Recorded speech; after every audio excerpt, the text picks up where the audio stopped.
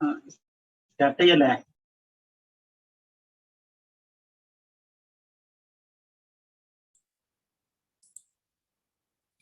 Hello hello yes start ചെയ്യല്ലേ സാറേ? Start ചെയ്യാമല്ലോ. Okay okay. ഞാനാണ് ആദ്യം എടുക്കേണ്ടത്. ഇൻട്രൊഡക്ഷൻ ആയിട്ട് പറയുകയാണ്.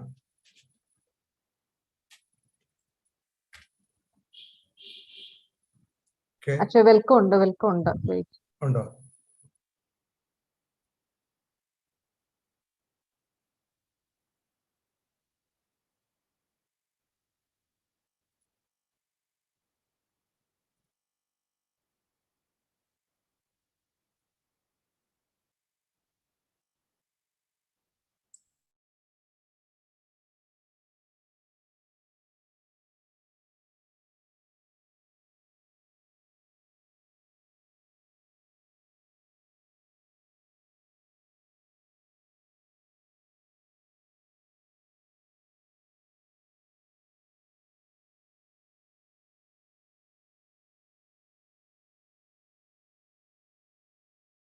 സാറേ സ്റ്റാർട്ട് ചെയ്തോളൂ. ജോബി സാർ.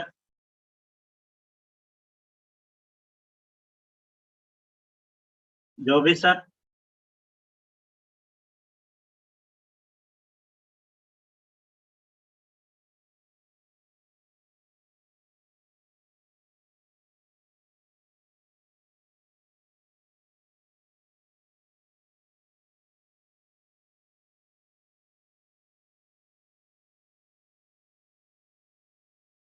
മിനി ടീച്ചറെ. ഹലോ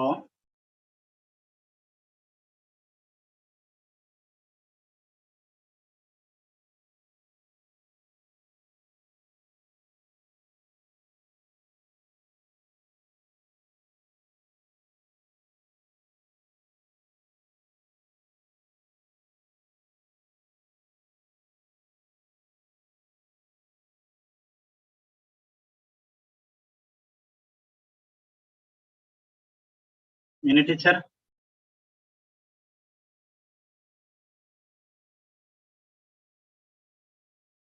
ഹലോ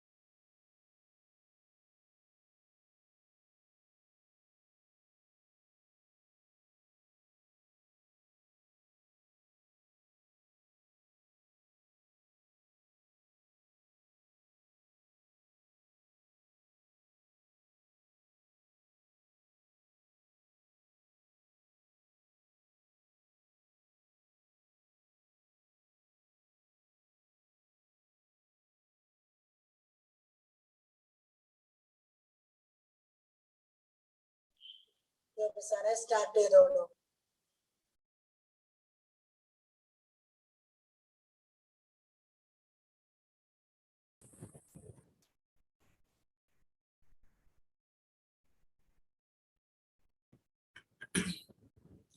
ടീച്ചറെ കേൾക്കാവോ?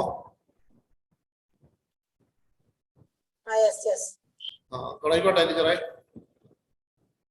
ഓക്കെ തുടങ്ങിക്കോളൂ. തുടങ്ങാമല്ലോ അല്ലെ? കേൾക്കത്തില്ല ടീച്ചറെ? തുടങ്ങാമല്ലോ. തുടങ്ങിക്കോളൂ. പ്രിയപ്പെട്ട CGAC കുടുംബാംഗങ്ങളെ, പ്രിയപ്പെട്ട കുട്ടികളെ, പൊതുവിദ്യാഭ്യാസ വകുപ്പ് ഹയർ സെക്കൻഡറി വിഭാഗം career guidance and advancement council സെല്ലിന്റെ ആഭിമുഖ്യത്തിൽ സെൻട്രൽ യൂണിവേഴ്സിറ്റിയിലേക്കുള്ള പ്രവേശന പരീക്ഷയ്ക്ക് കുട്ടികളെ ഒരുക്കുന്ന പ്രയാൻ 2022 ഏവർക്കും സ്വാഗതം. ഈ പരിശീലന പരിപാടിയിൽ മെയ് 14 മുതൽ ജൂലൈ 2 വരെ ഏതാണ്ട് 64 ഓൺലൈൻ ക്ലാസുകൾ ക്രമീകരിച്ചിരിക്കുന്നു.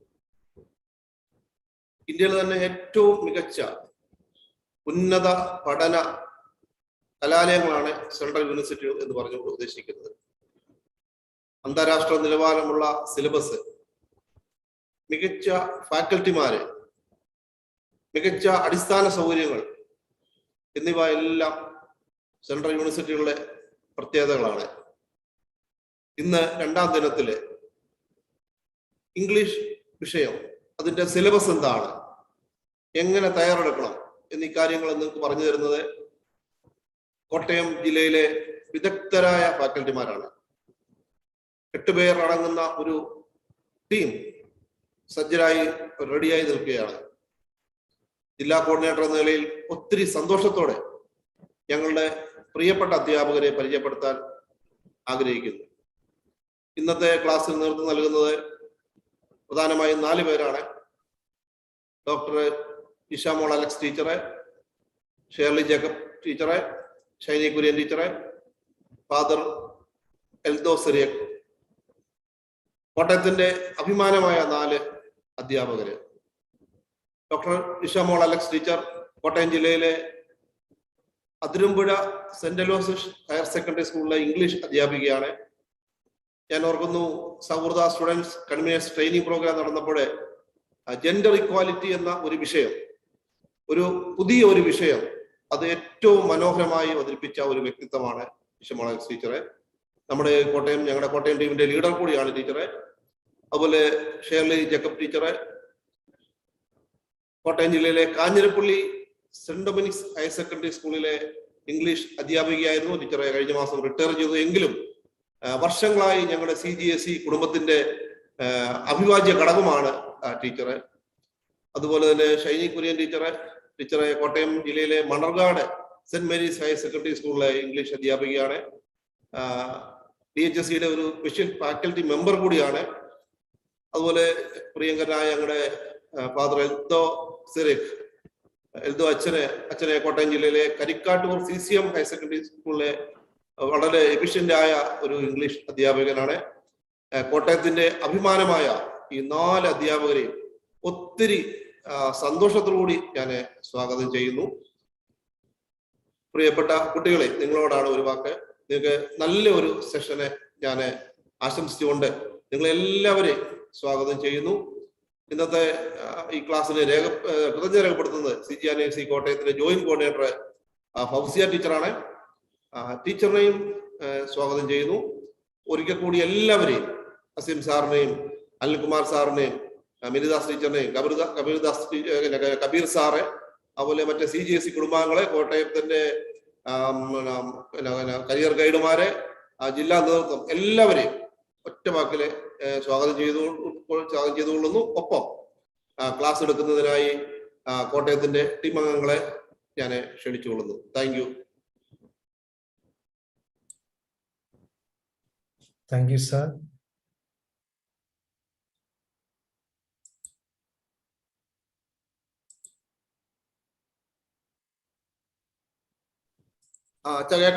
കേക്കാം.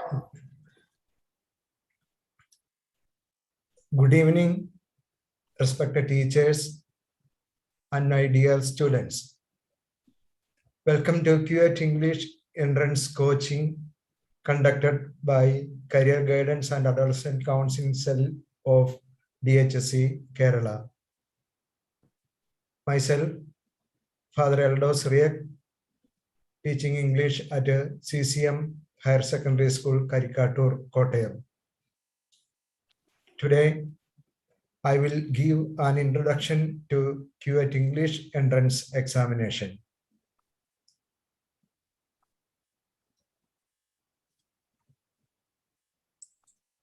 As we all know, English is an alien language for us. It is a foreign language. So it is comparatively difficult for us to follow. So learning a foreign thing is a skill. Even learning a language, a foreign language, is a skill. We know what is a skill. നമുക്ക് എല്ലാവർക്കും എന്തെങ്കിലുമൊക്കെ സ്കില്ലുകൾ അറിയാം. Majority ആയിട്ടുള്ള കുട്ടികൾക്കും cycling അറിയാം, ബൈസൈക്ലിംഗ്, 2 വീലുള്ള cycling. നമുക്ക് supporting wheel ഇല്ലാത്ത bicycle നമുക്കറിയാം. അത് പഠിക്കണമെങ്കിൽ ഒരു സ്കില്ലാണ്. അത് ഒറ്റയടിക്ക് നമുക്ക് പഠിക്കാൻ പറ്റത്തില്ല. പല പ്രാവശ്യം നമ്മൾ വീണെന്നിരിക്കും. പിന്നെയും അവിടെ കൊണ്ട് നിർത്തിയിട്ടുണ്ടെങ്കിൽ നമുക്കത് പഠിക്കാൻ പറ്റത്തില്ല. അതുപോലെ സ്വിമ്മിങ്, നീന്താൻ പോകുന്ന നീന്തല്, ക്ലൈംബിങ് എ ട്രീ, ഡാൻസിങ്, ഇങ്ങനെയൊക്കെയുള്ള കാര്യങ്ങൾ ഓരോ സ്കില്ലുകളാണ്. അതേപോലെ തന്നെയാണ് ഒരു ഫോറിൻ ലാംഗ്വേജ് പഠിക്കുക എന്നുള്ളത്. ഈ സ്കില്ല് നമ്മൾ എങ്ങനെയാണ് പഠിച്ചതെന്ന് നിങ്ങൾക്ക് ഓരോരുത്തർക്കും ഓർമ്മയുണ്ടാവും. പല പ്രാവശ്യത്തെ practice, constant and continuous practice വഴി മാത്രമേ നമുക്കൊരു സ്കില്ല് അച്ചീവ് ചെയ്യാൻ പറ്റുള്ളൂ. അതേപോലെ തന്നെയാണ് നമുക്ക് പരിചിതമല്ലാത്ത ഒരു ഭാഷ, നമ്മുടെ മദർ ടങ് അല്ല ഇംഗ്ലീഷ്. നമുക്ക് മദർ ടങ് നമ്മൾ എളുപ്പത്തിൽ പഠിച്ചെടുക്കും. ഒരു സ്കൂളിൽ പോകുന്നതിന് മുമ്പ് തന്നെ നമ്മൾ മലയാളം പറഞ്ഞു തുടങ്ങിയിട്ടുണ്ട്. അതേപോലെ നമുക്ക് ഇംഗ്ലീഷ് പറയാൻ പറ്റത്തില്ല. കാരണം ഇംഗ്ലീഷ് നമ്മുടെ മദർ ടങ് അല്ല, നമ്മൾ ഫോറിൻ ലാംഗ്വേജ് ആണ്. അതൊരു സ്കില്ലാണ്. അപ്പൊ ഈ സ്കില്ല് പഠിക്കുന്നതിന് പ്രധാനമായിട്ടും 4 സ്റ്റെപ്പുകളാണുള്ളത്. നമുക്കറിയാം, ഒന്നാമത്തത് listening. First one is listening, second one is reading, speaking, third one is reading and fourth one is writing. ഇതുപോലെ തന്നെയാണ് നമ്മുടെ മലയാളം പഠിച്ചത്. നമ്മൾ ചെറുപ്രായത്തിൽ നിങ്ങൾ ഓർക്കുകയാണെങ്കിൽ, അല്ലെങ്കിൽ ഇപ്പോൾ കുട്ടികളെയൊക്കെ കാണുകയാണെങ്കിൽ അറിയാം, അവരിങ്ങനെ പേരൻസും മറ്റുള്ളവരും ഒക്കെ സംസാരിക്കുന്നത് ശ്രദ്ധിച്ച് കിടക്കും. എന്നിട്ട് അത് റിപ്പീറ്റ് ചെയ്യാനായിട്ട് നോക്കും. ആദ്യം ശ്രദ്ധിച്ച് കേൾക്കും, പിന്നെ റിപ്പീറ്റ് ചെയ്യുന്നു, പിന്നെയാണ് റീഡിങ്ങിലേക്കും റൈറ്റിങ്ങിലേക്കും വരുന്നത്. അങ്ങനെ പ്രായമാകുമ്പോഴത്തേക്കും. അതേപോലെ തന്നെ നമുക്ക് ഈ ഇംഗ്ലീഷ് കുറച്ചും കൂടെ സ്വായത്തമാക്കണമെങ്കിൽ കണ്ടിന്യൂസ് ആയിട്ടുള്ള, റെഗുലർ ആയിട്ടുള്ള പ്രാക്ടീസ് അനിവാര്യമാണ്. അത് നമുക്കുള്ള ഈ ക്ലാസ്സുകൾ അറ്റൻഡ് ചെയ്യാം. പിന്നെ നമുക്ക് ലിമിറ്റഡ് ആയിട്ടുള്ള റിസോഴ്സസ് ഉണ്ട്. നമ്മുടെ വീട്ടിൽ ടെലിവിഷൻ ഉണ്ടാകും, അതിൽ ഇംഗ്ലീഷ് ന്യൂസും മറ്റ് ഇംഗ്ലീഷ് പ്രോഗ്രാമുകളും ഒക്കെ കാണുവാനായിട്ട് പരിശ്രമിക്കുക. ഇന്റർനെറ്റിലൂടെ ഇംഗ്ലീഷ് സംഗതികളൊക്കെ കാണുവാനായിട്ട് പരിശ്രമിക്കുക. ഇംഗ്ലീഷ് നല്ല ക്ലാസിക്കൽ ഫിലിംസ് അങ്ങനെയൊക്കെയുള്ളത് കാണുക. ഇംഗ്ലീഷ് ന്യൂസ് പേപ്പർ വായിക്കുവാനായിട്ട് പരിശ്രമിക്കുക. ഇതൊക്കെയാണ് നമുക്ക് ഇംഗ്ലീഷ് പഠിക്കുവാനുള്ള ഒരു ബേസിക് അടിസ്ഥാനം. അപ്പൊ ഇതിലൂടെ നമുക്ക് നമ്മുടെ കോൺസ്റ്റന്റ് ആയിട്ടുള്ള പ്രാക്ടീസ് അനിവാര്യമാണ് എന്ന് ഞാൻ ഒന്നുകൂടെ ഓർമ്മിപ്പിക്കുകയാണ്. ഇനി നമുക്ക് ഒരു ജനറൽ ലെവൽ പാർട്ടിസിപ്പേഷനിലേക്ക്, പ്രിപ്പറേഷനിലേക്ക് നമുക്കൊന്ന് കടക്കാം. എങ്ങനെയാണ് വേണ്ടതെന്നുള്ളത്. First one is know the exam. എന്താണ് ഈ എക്സാം എന്ന് നമുക്ക് മനസ്സിലാക്കണം. എന്താണ്? To be able to crack tough nuts you should know the in and out of the examination. അപ്പൊ understanding the examination, question paper pattern, syllabus, difficulty level, ഇതൊക്കെ നമ്മൾ മനസ്സിലാക്കിയിരിക്കുകയാണെങ്കിൽ നമുക്ക് ഈസി ആയിട്ട് എക്സാം അറ്റൻഡ് ചെയ്യാനായിട്ട് പറ്റും. പിന്നെ എന്താണ്? Cover the syllabus. നമ്മൾ മുഴുവനും കവർ ചെയ്യാനായിട്ട് പരിശ്രമിക്കണം. ഇപ്പൊ ഇവിടെ ഇംഗ്ലീഷിൽ പ്രധാനമായിട്ടുള്ള ടെൻസസ് ഉണ്ട്, സെന്റൻസ് കൺസ്ട്രക്ഷൻ ഉണ്ട്, സിനോണിംസ് ആൻഡ് ആന്റണിംസ് ഉണ്ട്, ഇഡിയംസ് ആൻഡ് ഫ്രേസസ് ഉണ്ട്, പാർട്സ് ഓഫ് സ്പീച്ച് ഉണ്ട്, കോംപ്രിഹെൻഷൻ പാസേജസ് ഉണ്ട്, ലിറ്റററി ആപ്റ്റിറ്റ്യൂഡ് ഉണ്ട്, ക്ലോസ് ടെക്സ്റ്റ് ഉണ്ട്. ഇങ്ങനെയുള്ള സാധനങ്ങളൊക്കെ നമ്മൾ മനസ്സിലാക്കിയിരിക്കും. ഇതിനെക്കുറിച്ച് ഓരോന്നിനെക്കുറിച്ചും വിശദമായ ക്ലാസ്സുകൾ ഇനിയുള്ള ദിവസങ്ങളിൽ ഉണ്ടാകും. അപ്പോഴത് അറ്റൻഡ് ചെയ്യുകയും മനസ്സിലാക്കുകയും തുടർന്ന് പ്രാക്ടീസ് ചെയ്യാനായിട്ട് പരിശ്രമിക്കുകയും ചെയ്യുക വഴി നമുക്ക് ഇംഗ്ലീഷ് എളുപ്പമായി തീരും. ഇതൊരു ബാലികാറാമലയൊന്നുമല്ല. നമുക്ക് പരിശ്രമിക്കുകയാണെങ്കിൽ നമുക്ക് തീർച്ചയായിട്ടും ഇത് നേടിയെടുക്കുവാനായിട്ട് സാധിക്കുന്നതാണ്.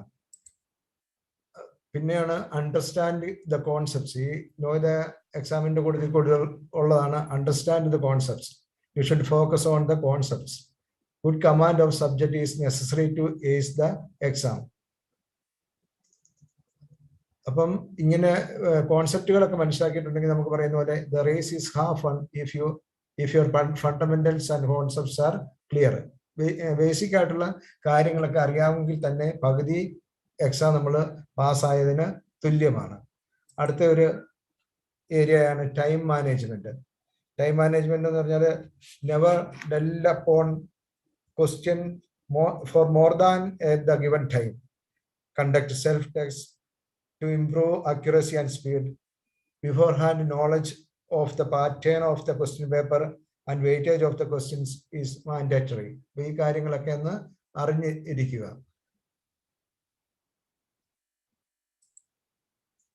time management will help us. It helps us tasks seem less daunting and keeps you organized.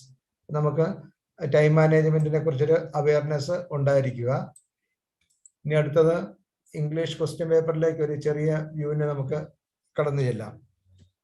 The section is divided into 2 parts and part 1A is compulsory. The time allotted for this section is 45 minutes.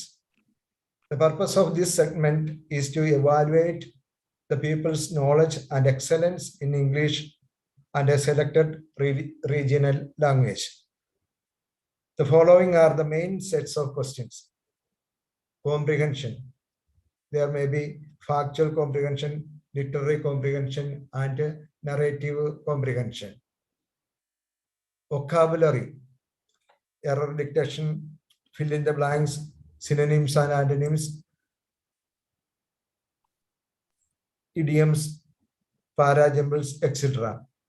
Third one is literary aptitude. You should be aware of the works of famous authors. So we shall see what is comprehension exercises. The main objective of learning English is to understand the language. The comprehension exercises are a test of our understanding. A comprehension exercise consists of a passage on which questions are set to test people's ability to understand the content of a given text and to infer information and meanings from it. In the question paper, you will be asked to solve 3 different types of questions. They are factual comprehension, literary comprehension, and narrative comprehension. We shall see a few tips to understand this comprehension. First one is read the passage quickly once to get a general idea of the theme. Secondly, when you do this, do not preoccupied with answering particular questions. Third, read the passage again slowly and carefully so as to know the details. Fourth one is, if you come across a word you don't know, try to work out its meaning through the context. Fifth one, after reading the questions, read the passage again, look at the questions and work out mentally the location in the passage where the information required for each answer lies. Sixth one, do not start writing immediately. Seventh, make sure that you understood the questions. Rephrase the questions in simple terms. Very often, the students just glance the questions without trying to understand their implication. Consequently, they fail to give complete answers to the questions. Make sure that what you answer is relevant. Next one is keep the facts given in the passage. And the last one is answer in the same tense as that of the question. So these things should be in our mind while answering a comprehension exercise. Next one is fill in the blanks. Fill in the blanks questions are aimed at checking the knowledge of the people in framing accurate sentences, particularly devoid of flaws in sentence, in tense and number. Main tips to crack are read the questions once carefully, go through the given answers quickly and select the most possible one. Place the selected word or words in the blank and read the questions once again. Make sure that you have picked up the right word and it makes the sentence meaningful. And lastly, the selected word or words should agree with the sentence in tense and number. Next one is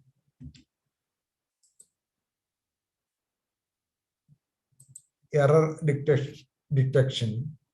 This question segment is aimed at evaluating how precise and specific you are in understanding the language.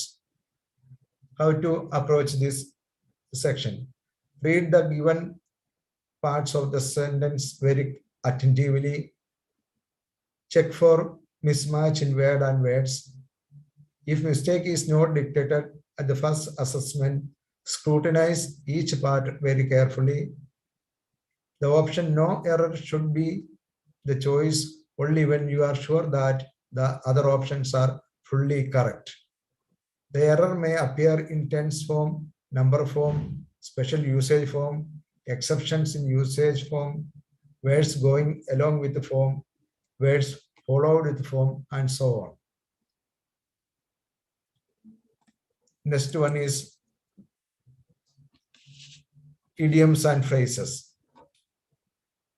Unless one has an idea about the idiomatical expressions, it would be an area of complete confusion, and the result would be stay undecided for a long time during the examination. The best way to crack this section is to master a good number of commonly used idioms. നിങ്ങൾക്ക് teacher പിന്നീട് ഇഷ്ടംപോലെ പറഞ്ഞു തരും. അതുകൊണ്ട് ഇഡിയംസിന്റെ model ഒരു example മാത്രമേ ഇവിടെ കാണിച്ചിട്ടുള്ളൂ. പിന്നുണ്ട് ആന്റണിംസ് and synonyms ഉണ്ട്. ഓപ്പോസിറ്റ് വാക്കുകളും സമാനമായ വാക്കുകളും കണ്ടുപിടിക്കുക എന്നുള്ളതാണ്. അത് നമുക്ക് ധാരാളം എക്സസൈസുകൾ ഇതിനകത്ത് നിന്ന് നിങ്ങൾക്ക് ലഭിക്കുന്നതായിരിക്കും. നെക്സ്റ്റ് വൺ, ഇനി വൺ വേർഡ് സബ്സ്റ്റിറ്റ്യൂട്ട് ഉണ്ട്.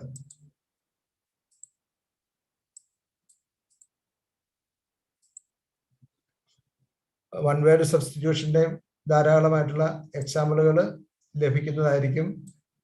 അത് ടീച്ചേഴ്സ് ആ ഏരിയ എടുക്കുമ്പോഴത്തേക്ക് നല്ലതുപോലെ കവർ ചെയ്യും. ഇനിയും ഉള്ളതാണ് ലിറ്റററി ആപ്റ്റിറ്റ്യൂഡ്. പാരാജമ്പിൾസ് ഉണ്ട്, ലിറ്റററി ആപ്റ്റിറ്റ്യൂഡ് ഉണ്ട്. ലിറ്റററി ആപ്റ്റിറ്റ്യൂഡ് എന്താണെന്ന് വെച്ചാൽ ഫേമസ് ആയിട്ടുള്ള വർക്ക് ഓതേഴ്സിനെ പഠിക്കുക, അവരുടെ വർക്കുകൾ എന്താണെന്ന് അറിഞ്ഞിരിക്കുക. ഉദാഹരണത്തിന് നമുക്ക് മെർച്ചന്റ് ഓഫ് വെനീസ് ആരാണ് എഴുതിയെന്ന് ചോദിച്ചു കഴിഞ്ഞാൽ William Shakespeare. The old man and the sea ഹെമിംഗ്വേയുടെ രചനയാണ്. Harry Potter, JK Rowling, lord Jim Joseph Conrad, ഇങ്ങനെ ഫേമസ് ആയിട്ടുള്ള, പ്രത്യേകിച്ച് ഇന്ത്യൻ ഓതേഴ്സിന്റെ കൂടെ ഫേമസ് ആയിട്ടുള്ളതൊക്കെ പഠിച്ചിരിക്കുകയാണെങ്കിൽ നല്ലതായിരിക്കും. പാരാജമ്പിൾസ് എന്നുള്ള ഏരിയ ഉണ്ട്. അത് ഒരു സെന്റൻസ് പല രീതിയിൽ ഓർഡർ അല്ലാതെ എഴുതി തരും. എന്നിട്ട് അതിന്റെ ഓർഡറിൽ നമ്മൾ ശരിയാക്കി വെക്കണം. അപ്പൊ 6 പാർട്ടായിട്ടുള്ള ഒരു സെന്റൻസ് ആണ് ഇവിടെ എക്സാമ്പിൾ ആയിട്ട് കൊടുത്തിരിക്കുന്നത്. അതിന്റെ ഒരു ഓർഡറിൽ നമുക്ക് സെറ്റ് ചെയ്യാനായിട്ട് സാധിക്കണം. അപ്പൊ അത് ഒക്കെ അറിഞ്ഞിരിക്കണമെങ്കിൽ നമ്മൾ തീർച്ചയായിട്ടും ഇംഗ്ലീഷ് ലാംഗ്വേജിനെ കുറിച്ച് അവെയർ ഉണ്ടായിരിക്കണം. കൂടുതലായിട്ട് റീഡിങ്ങിലൂടെയും ലിസണിങ്ങിലൂടെയും പഠിക്കുവാനായിട്ട് തയ്യാറാവുക. ഇത്രയും കാര്യങ്ങളാണ് ഈ ഇൻട്രൊഡക്ഷൻ ആയിട്ടുള്ളതിൽ പറയുവാനായിട്ടുള്ളത്. തീർച്ചയായിട്ടും മറ്റ് ഓരോ ഏരിയയെ കുറിച്ചും ഡീറ്റെയിൽഡ് ആയിട്ടുള്ള ക്ലാസ്സുകൾ ഇനിയുള്ള തുടർന്നുള്ള ക്ലാസ്സുകളിൽ ഉണ്ടായിരിക്കും. എല്ലാവർക്കും എന്നെ ശ്രമിച്ചതിന് പ്രത്യേകം നന്ദി. Thank you very much. Shall I? Jobi sir. Good evening everyone. കുട്ടികളെ നിങ്ങൾക്ക് എന്നെ കേൾക്കാമോ? Okay, Minute sir. Thank you. So, as Father Eldo has right now said, I deal with idioms and phrases which comes under section 2.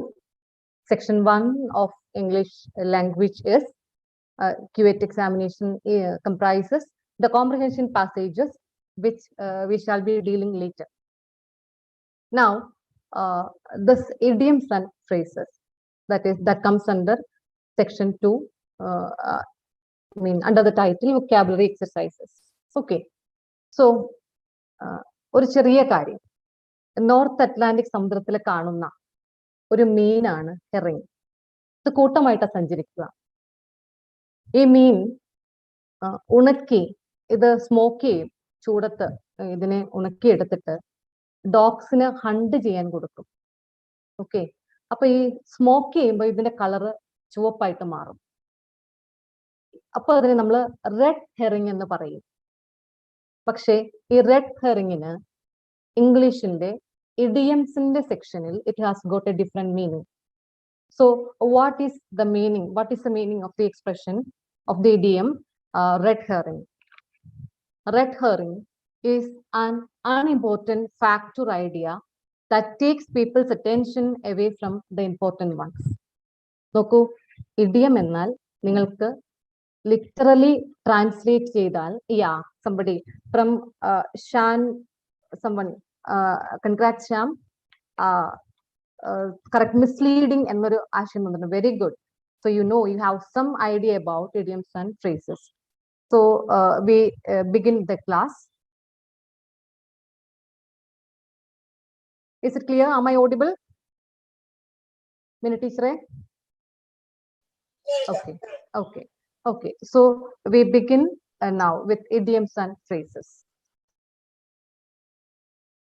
This is a question. You might have, some of you might have come across this question.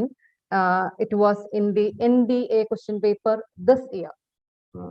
This NDA examination happened in the last month, I think. And this question, this idiom, this question on the idiom was taken from there. The question is, at 6s and 7s, the following alternatives have been given there. On top of the situation, state of denial, state of total confusion, well planned and prepared. So Uttara Menon and Anandu, yeah, so many of you have commented the right answer. Very good. We go to see the right answer. At 6s and 7s means a state of total confusion. Okay, so I know most of you have some idea about idiom. Idiom is an expression which you can't literally translate. It has got figurative meanings. Okay, phrases, but you are familiar with. I think when I say as fast I can, it is a phrase. It has got a subject and a verb, but the meaning is not complete. When you translate this phrase, you get the literal meanings as well. Okay, so we'll go to see the idioms and phrases in detail. Idiom, this is the definition. This is the dictionary definition. A group of words whose meaning is different from the meanings of the individual words. Example, at the drop of a hat. The meaning is to do something instantly without any hesitation. You are very impulsive. You have no doubt about the outcome. You just perform the action. Okay. Now phrase. Phrase is a small group of words that together have a particular meaning. I told you, as I can. It was hot. All these are phrases. Okay. Here is an example given. Full of the joys of spring means be lively and cheerful. For example, if I tell you, she walked on the ramp full of the joys of spring. എന്ന് പറഞ്ഞു കഴിഞ്ഞാൽ നിങ്ങൾക്ക് മനസ്സിലാവുമല്ലോ അല്ലേ? വളരെ happy ആയിട്ട് present ചെയ്യുക, appear ചെയ്യുന്നതിനൊക്കെയാണ്, അല്ലെങ്കിൽ അങ്ങനെ ആയിരിക്കുന്നതിനെയാണ് full of the joys of spring എന്ന് പറയുന്ന phrase കൊണ്ട് നമ്മൾ മീൻ ചെയ്യുന്നത്. See, here is an example given. At the drop of a hat, to do something instantly without any hesitation. I love to travel. So when someone suggests a trip, I'm always ready to go at the drop of a hat. So I think you got it. And let me come to one more, something more. ഇതൊരു വളരെ vast ആയ ഒരു area ആണ്. We have tried to give you maximum number of include maximum number of idiomatic expressions here, and you will get a PDF, of course. Okay. Now we proceed. So how idioms are classified, we'll see that here. Okay. We'll have a look at the form. Verb plus object complement. നിങ്ങൾക്ക് verb ഒക്കെ എന്താണെന്നൊക്കെ നിങ്ങൾക്ക് അറിയാം. An action word. In this example, kill 2 birds with 1 stone. So you know it. Verb എന്ന് പറഞ്ഞാൽ എന്താണെന്ന് അറിയാം. അതിന്റെ ഒബ്ജക്ട് പാർട്ട് നിങ്ങൾക്ക് മനസ്സിലായിട്ടുണ്ട്. കോംപ്ലിമെന്റ്, അതിനെ കോംപ്ലിമെന്റ് ആ സെന്റൻസിനെ കംപ്ലീറ്റ് ആക്കുന്ന ഒരു portion. One action, meaning one action giving 2 useful outcomes. Simile. നിങ്ങൾ ഈ ഒരു ഇഡിയോമാറ്റിക് എക്സ്പ്രഷൻ സിമിലി ഉപയോഗിച്ചുള്ള ഇഡിയംസ് നിങ്ങൾ സെക്കൻഡ് ഇയറിന്റെ ഇംഗ്ലീഷ് ടെക്സ്റ്റ് ബുക്കിലെ first chapter you had an exercise to make a female film festival brochure where you might have come across these things. Okay, so as strong as an ox, as fit as a fiddle, all those shows the physical fitness of someone. Okay, then a prepositional phrase. I told you what a phrase is, and a prepositional phrase that begins with a preposition in the blink of an eye, which means in a very short span of time. Now, binomial, it is, of course, it is a it has a mathematical implication as well, but രണ്ട് വാക്കുകൾ and കൊണ്ട് link ചെയ്യുമ്പോൾ conjunction ആയി and കൊണ്ട് thick and thin means in different situations. Then trinomials, again രണ്ട് വാക്ക് മൂന്നാമത്തെ വാക്ക് and കൊണ്ട് link ചെയ്ത് വന്നിരിക്കുന്നു. Cool, calm and collected, or relaxed and composed. എനിക്ക് തോന്നുന്നു നിങ്ങൾക്ക് ഈ കാര്യങ്ങൾ മനസ്സിലായിട്ടുണ്ട്. Shall we proceed?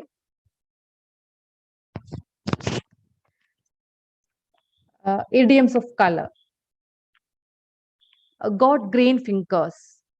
So when you have a special taste for something, might be for craft work, or might be for cooking, might be for gardening, designing, etc., etc. We say you have got green. Someone has got green fingers. Here is an example. My sister has got green fingers.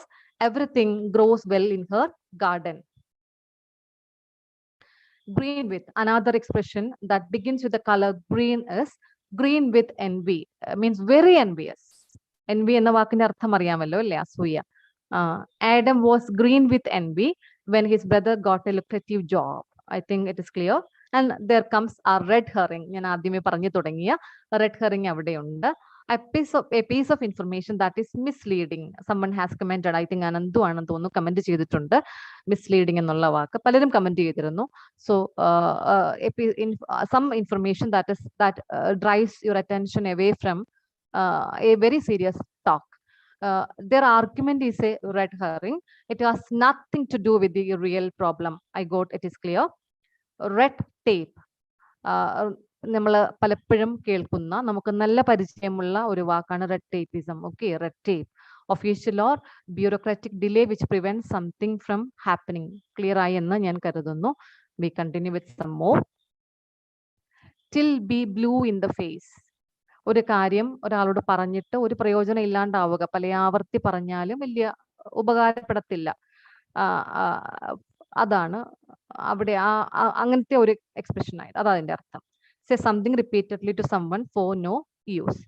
Tara argued with her son. Here is an example. Till she was blue in the face, but he wouldn't admit his fault. White elephant, വെള്ളാന എന്ന് മലയാളത്തിൽ നമ്മൾ പറഞ്ഞു കേട്ടിട്ടുള്ളതാണ്. Something big which is a waste of money. The minister admitted the press that the new project had been a white elephant. Clear ആയെന്ന് വിചാരിക്കുന്നു. Tickled pink, expression of color, again an idiomatic expression of color. To be extremely pleased, amused, or happy. Okay, that example will give you the correct, accurate meaning. My grandma was tickled pink to see me. ആരോ ഒരാൾ crash course ചോദിക്കുന്നുണ്ട്. നമ്മൾ CGAC ആവശ്യത്തിൽ അധികം PDF resource നിങ്ങൾക്ക് avail ചെയ്യും. അത് ധാരാളം മതിയാകും. ഓൺലി തിങ് ഈസ്, നേരത്തെ ഫാദർ എൽദോ പറഞ്ഞതുപോലെ യു കീപ്പ് ഓൺ പ്രാക്ടീസിങ്. നന്നായിട്ട് വായിക്കുക. പ്രത്യേകിച്ചും നമ്മൾ ഇംഗ്ലീഷ് മാഗസിൻസും ഇംഗ്ലീഷ് ന്യൂസ് പേപ്പറും സാധിക്കുമെങ്കിൽ സൺഡേ സപ്ലിമെന്റ്സ് എങ്കിലും വായിക്കുക. നിങ്ങളുടെ ഈ ഉള്ള സമയം കൊണ്ട് you can start your spade work right now. ഉള്ള സമയം കൊണ്ട് നിങ്ങൾക്ക് നന്നായിട്ട് ഈ എക്സാമിന് ഒരുങ്ങാൻ സാധിക്കും. Okay, shall we continue?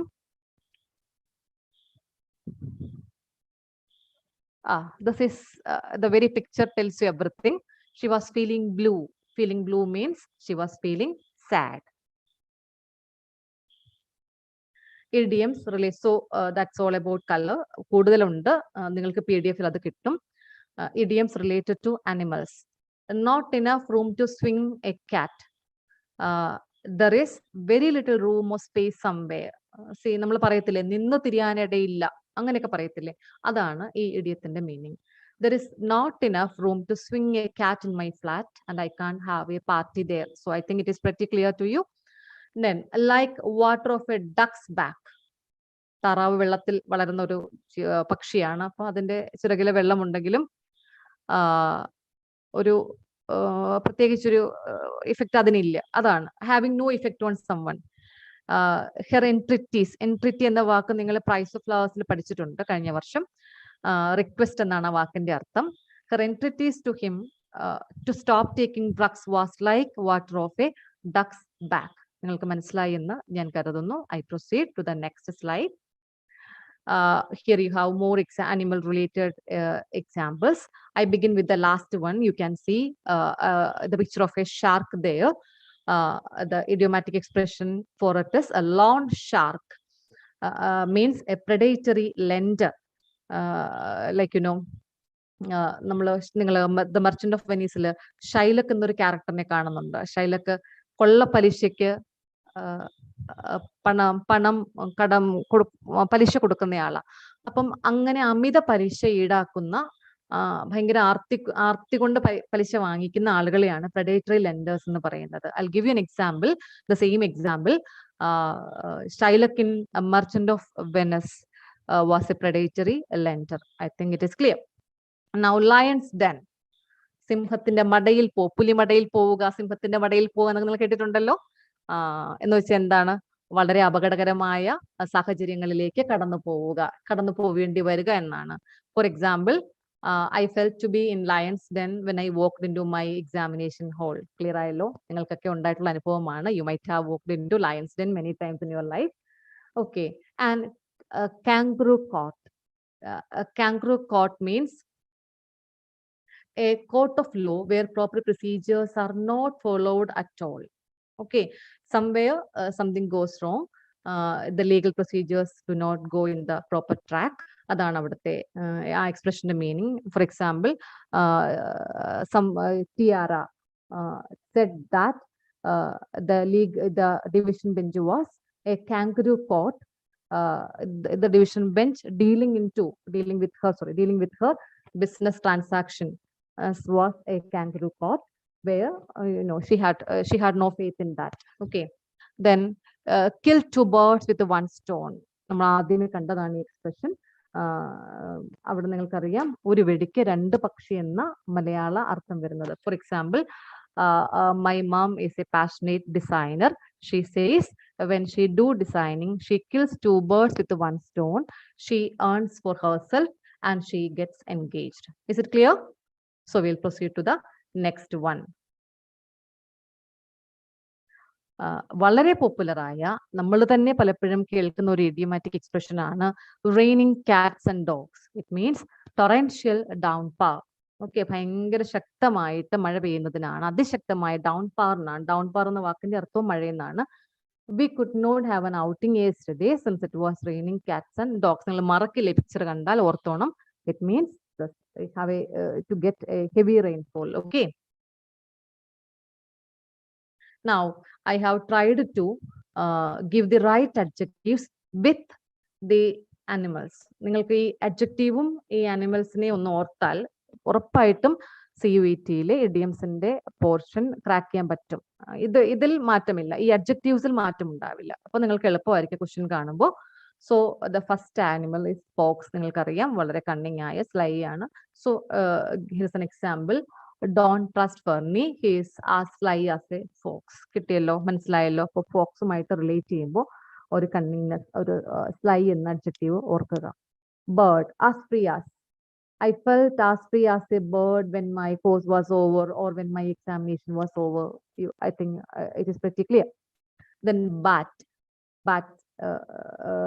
Travel at night. And blind. Sindhu is as blind as a bat to her son's mistakes. കണ്ണടയ്ക്കുക, നമ്മൾ കാണാത്തത് പോലെ ഭാവിക്കുക എന്ന അർത്ഥത്തിലാണ് ബാറ്റുമായിട്ട് ലിങ്ക് ചെയ്ത് റിലേറ്റ് ചെയ്ത് ഉപയോഗിക്കുന്ന അഡ്ജക്റ്റീവ് ബ്ലൈൻഡ് തന്നെയാണ്.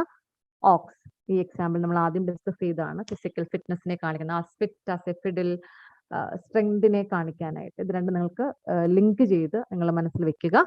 Then B, busy. Bees are always associated with hard work. And here my mother is always as busy as a bee. നിങ്ങൾക്ക് കൃത്യമായിട്ട് കിട്ടിയെന്ന് ഞാൻ കരുതുന്നു. Eel, വഴുതി പോവുക, slippery. Lisa is are slippery as an eel, and you will never get the true story from her. Okay, I think it is pretty clear. More idioms. ഇത് ഞാൻ ഹാപ്പിനെസ്സിനെ കാണിക്കുന്ന സാധാരണഗതിയിൽ ഉപയോഗിക്കുന്ന എല്ലാ ഇഡിയംസും ഒറ്റ സ്ലൈഡിൽ കൊണ്ടുവന്നിട്ടുണ്ട്. Just learn these idioms by heart, but the meaning is same for all. Okay, thrilled to bits, be floating on air, be in the seventh heaven, on cloud 9, over the moon, like a dog with 2 tails. You just use any of these idioms for the example I have given below. Tom was thrilled to bits to see his photo in an international magazine. You replace it with be floating on air. ഈ be വന്നാൽ നിങ്ങൾക്ക് അറിയാമല്ലോ, ബിയുടെ forms am സർ was were കൊടുത്ത് replace ചെയ്താൽ മതി. Okay, be floating on air means Tom was floating on air to see his photo in an international magazine. Then Tom was on cloud 9. കണ്ടോ? അപ്പൊ അങ്ങനെ നിങ്ങൾ ഇത്രയും ഇഡിയംസിനെ ഒന്ന് മനസ്സിൽ വെക്കാമെങ്കിൽ it will be easy for you to get the correct meaning. Okay, idioms about time. Time flies fast when you are happy. Time flies slow. Time does not fly, or time is slow when you are sad. നമ്മൾ പറയാറുണ്ട് ഇവിടെ time flies fast. Okay, when you are happy. Then a stitch in time saves 9. Can someone get me the correct meaning? ചാറ്റിൽ ഒന്ന് ഇടാമോ ആരെങ്കിലും ഒരാൾ? A stitch in time saves 9. I'm waiting. Do things on time. Very good. So a stitch in time saves 9 means do things on time. Okay. Then beat the clock. Can anyone beat the clock? What do you mean by the expression, idiomatic expression, beat the clock?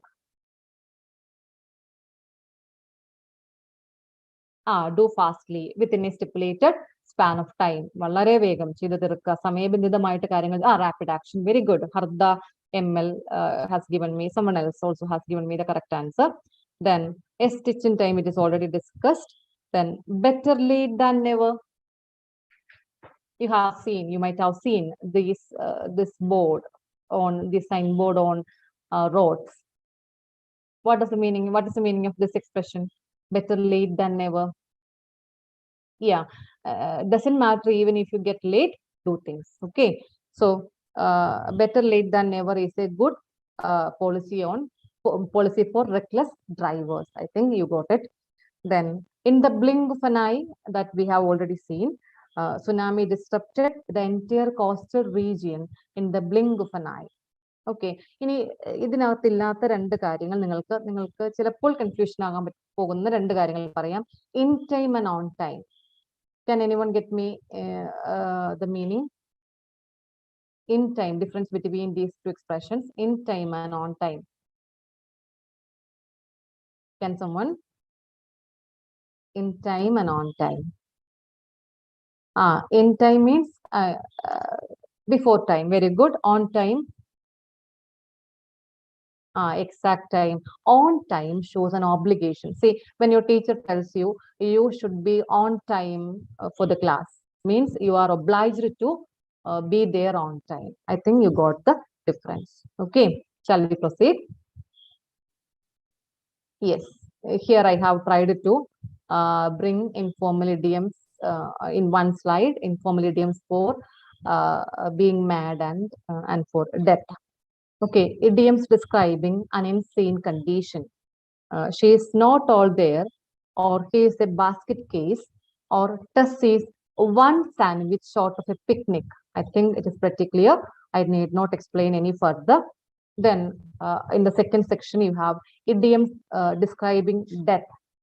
We'll begin with the last example. His enemy has bitten the dust, or kicked the bucket, or fallen off his perch. Is it clear? Then, or pop one's clothes, or someone has given up his ghost. I think madnessum dying ഇതുമായിട്ട് ബന്ധപ്പെട്ട് കിട്ടാവുന്ന അത്രയും idioms സാധാരണ ചോദിക്കുന്ന question paper ഞാൻ പല യൂണിവേഴ്സിറ്റികളിലെയും question paper കണ്ടിട്ടാണ് ഇത് ചെയ്തത്. ഇവിടെ കൊണ്ടുവന്നിട്ടുണ്ട്. And I think it will be a good tip for you. Okay, we proceed. Now we have a practice section.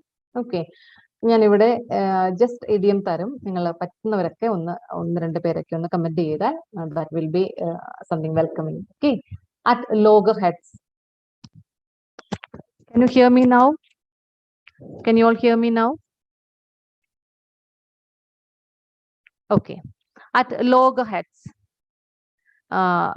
here are the options. Have a good relationship, hate each other, disagree very strongly. Can someone? Yeah, very good. Gauri and Nikhil Ramesh and Hanina. Plenty of you have answered. The correct answer is option C. I will highlight it for you. Disagree very strongly. At loggerheads. പലപ്പോഴും ഹിന്ദുവിലും ഒക്കെ ന്യൂസിലൊക്കെ ഇങ്ങനെ States തമ്മിലുള്ള conflict ഒക്കെ കാണിക്കാൻ വേണ്ടിയിട്ട് ഇത് ഉപയോഗിച്ച് കണ്ടിട്ടുണ്ട്.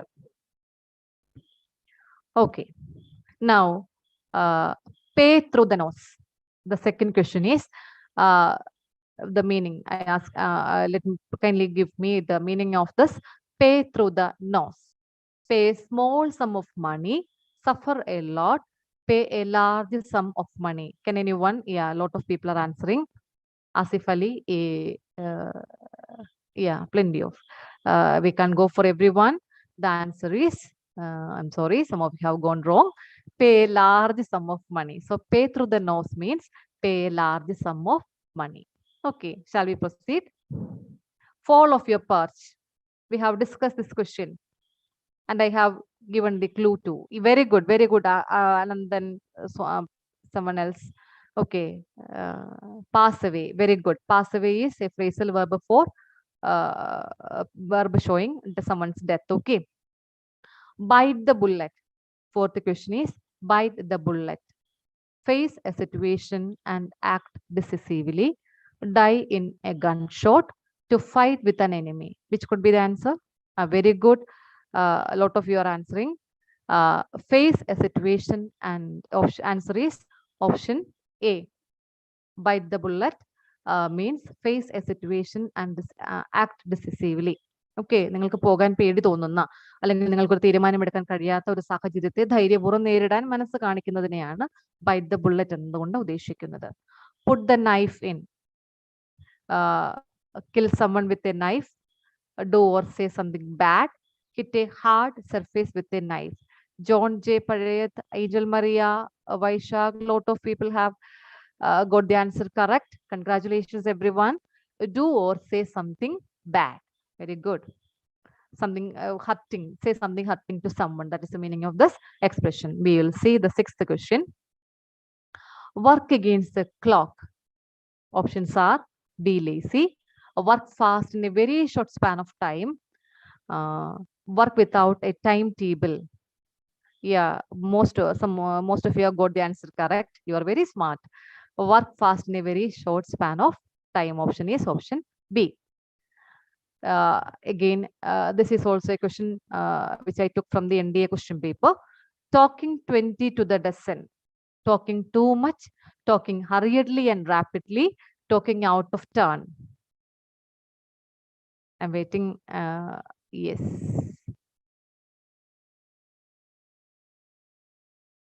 I'm sorry. The answer option is option B. Talking hurriedly and rapidly. Like chalk and cheese. Meaning very different from each other. Without any blemish. Pure white in color. Gauri, Anina, Anandan, Uttara. A lot of people are answering. Yeah, option is option A. Very different from each other. So you are very smart. Feel blue. Already I have given you be blue. You have seen. I think you remember that picture. Feel ecstatic. Be depressed. Proud. Okay, let's see the answer. It is feel blue means be depressed or be sad. I'm sorry, students, we can't allow every one of you to answer. I can't wait for that because there are more teachers waiting. Take the plunge. This expression first year, his first flight in the lesson. Take plunge. So I expect yes, most of you are getting it correct. Do something difficult. Okay, so my dear students, ഇപ്പോൾ എനിക്ക് മനസ്സിലാകുന്നുണ്ട് നിങ്ങൾക്ക് ഈ area നന്നായിട്ട് ചെയ്യാൻ സാധിക്കും, ചെയ്യാൻ കഴിയട്ടെ എന്ന് ഞാൻ പ്രാർത്ഥിക്കുന്നു. When you learn an idiom, നിങ്ങളുടെ സ്പീക്കിംഗ് സ്കിൽ, സ്പോക്കൺ ഇംഗ്ലീഷ് കുറച്ചും കൂടി എൻറിച്ച്ഡ് ആവും. അതിനുള്ള ഒരു വഴി കൂടിയാണിത്. I wish you all the best and I invite my dear colleague to take over the next session. Thank U.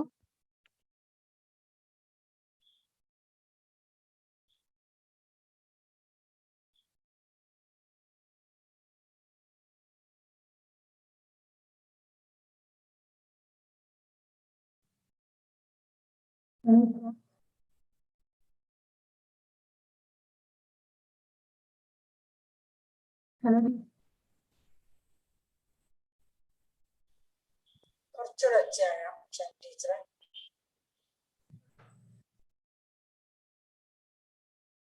കേൾക്കാൻ മേല.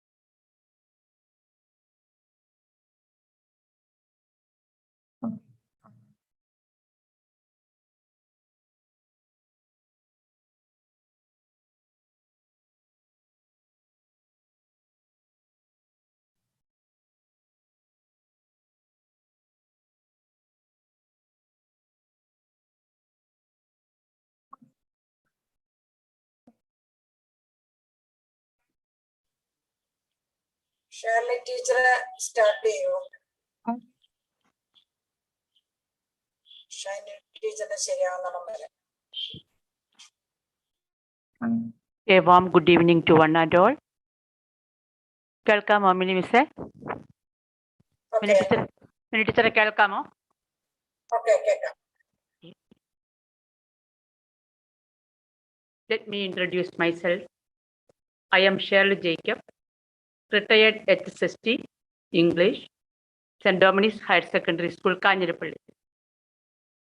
And I handle one-word substitution session, a session related to vocabulary. And what's meant by one-word substitution? One-word substitution means replacing a wordy phrase with a single word. Replacing a wordy phrase with a single word. It makes the sentence very brief and it makes the structure of the sentence very clear. That is the importance of one-word substitution.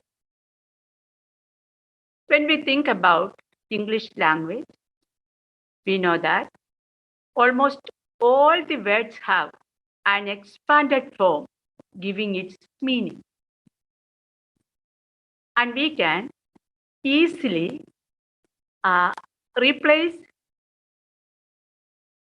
those meanings with a single word without changing the meaning of the sentence and at the same time making the sentence brief. Brief means short. For example, I can say, today I enjoyed my meal with a tasty fish cooked in oil and also seasoned with chili, turmeric, salt, and pepper. And we can change the same sentence into a smaller one when I say, today I enjoyed my meal with a tasty fish fry. See the difference? There is no change of meaning. But look, the sentence has become briefer and it has become as crispy as a fish fry. That is why we use one-word substitution. And when we do the one-word substitution, let us think about one or two tips in order to give answers to this question part more effectively. First of all, when we read a question of one-word substitution, identify the words given as options. Secondly, read the given meaning. And thirdly, find out if there is any word that is not at all connected with the given meaning. Then eliminate it. Then find out the suitable meaning from the rest of the words. And you can locate the most suitable one and select it as the answer. And above all, we know we have to be familiar with a lot of words. Every day, learn more and more words. And we know, do plenty of practice. Practice will make a person perfect. So we can also become perfect by practicing. Now, let us go to the practice session of the one-word substitution. So I'm going to give you some questions and let us together answer these questions. So please look at the screen.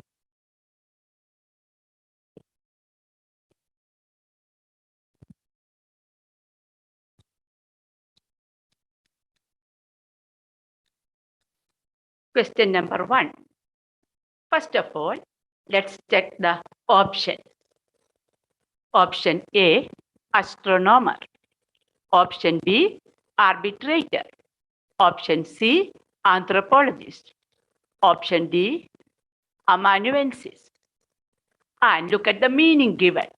A person who studies planets, stars, and other heavenly bodies. Can anyone locate the right option?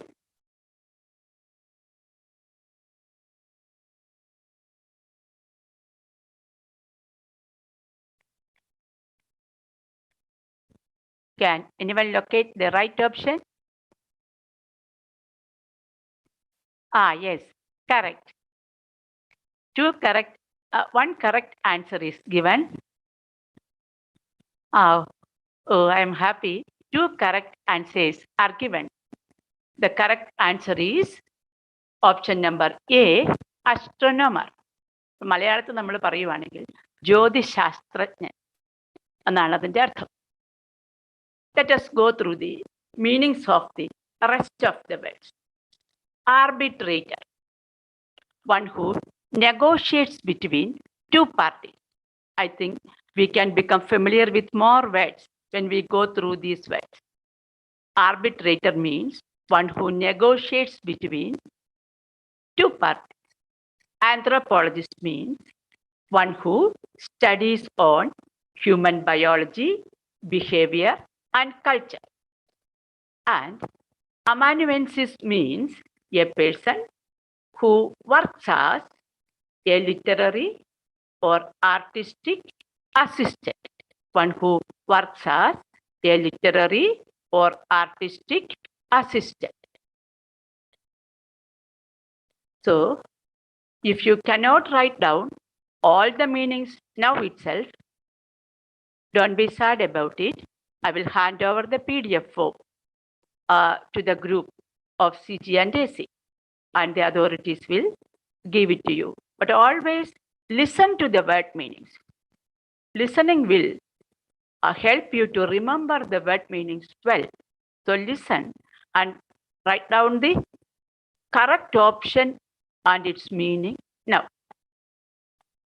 Then second question. Let us go through the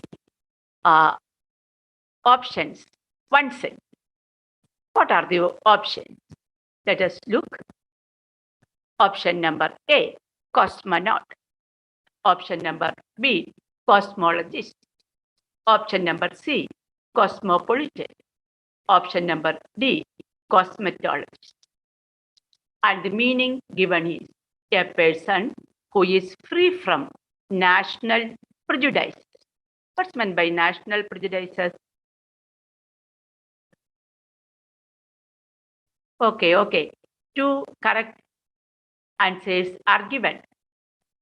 The correct answer is option number C, cosmopolitan. Cosmopolitan. അതായത് സങ്കുചിതമായ ദേശീയവാദം ഇല്ലാത്ത ആൾ എന്നാണ് മലയാളത്തിൽ പറഞ്ഞാൽ. സങ്കുചിതമായ ദേശീയവാദം ഇല്ലാത്തയാൾ എന്ന്. What's meant by a cosmonaut? Let's go through the rest of the words. Cosmonaut means a Russian space traveler. A Russian space traveler. Corresponding ആയിട്ട് American space traveler എന്ത് പറയും? Astronaut. Astronaut is an American space traveler. And cosmologist. We say cosmologist. We know it very well. We had learned the lesson about Stephen Hawking. We know one who makes a study about the universe. That is a cosmologist. One who makes a study about the universe. And then cosmetologist. And who is a cosmetologist? A person who is an expert in makeup, skincare, and beauty products. That's a cosmetologist. Then question number 3. The options are option number A, arachnophobia. Option number B, autophobia. Option number C, anthrophobia. Option number D, amaxophobia. Can you give the right option?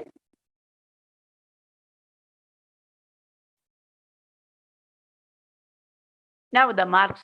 Yes. Here is a no right option. The marks goes to me. The correct option is option number D, amaxophobia. Option number D, amaxophobia. The fear of riding a vehicle is amaxophobia. Then equivalent ആയിട്ടുള്ള മറ്റൊരു വേർഡും കൂടിയുണ്ട്, hamaxophobia.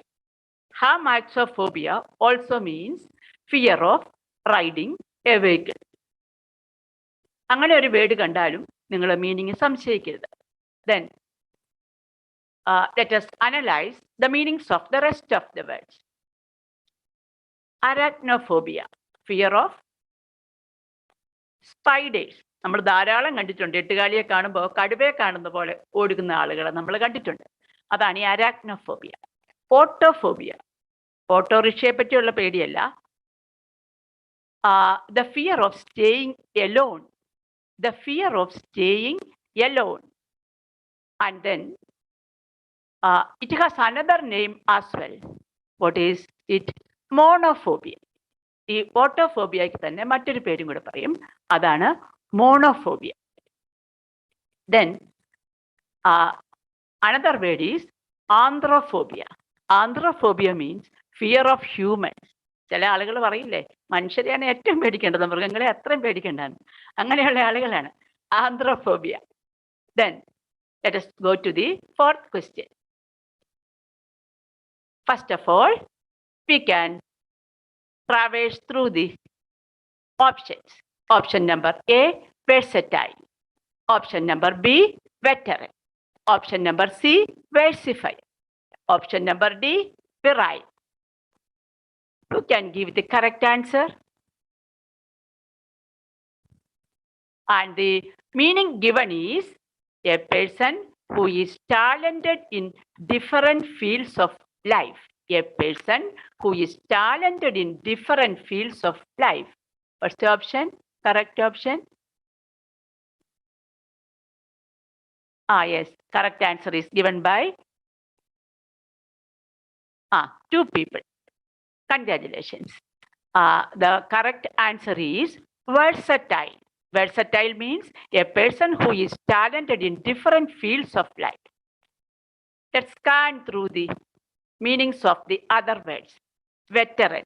Veteran means who is well experienced in a particular field. A person who is well experienced in a particular field. Versifier means one who makes verses or poetry. That means a poet. Versifier means a poet. Then virile means very active and energetic, even uncontrollably active and energetic. That is virile. Then let us go to the next slide.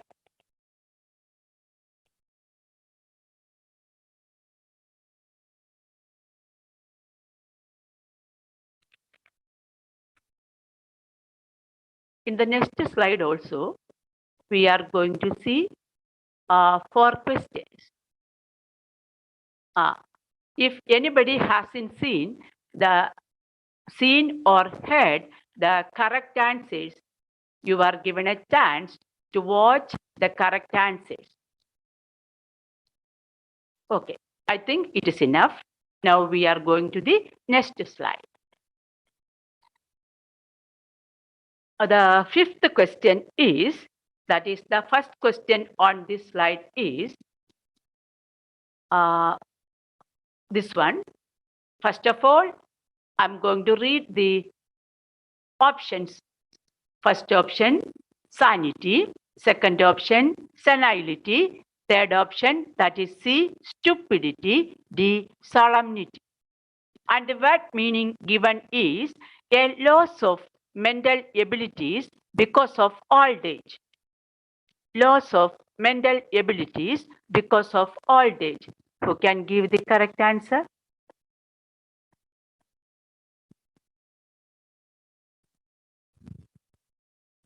Here are a lot of correct answers. Yes, you are right. The correct answer is option B, senility. Option B, senility. Then let us go through the meanings of the other words. Option number A, sanity means a condition of good mental health. Stupidity means remaining foolish. Remaining foolish. Solemnity means serious and dignified. Serious and dignified. നമ്മൾ പറയല്ലേ അന്തസ്സുറ്റ പെരുമാറ്റം അതാണ്. Then the next question, something that is not,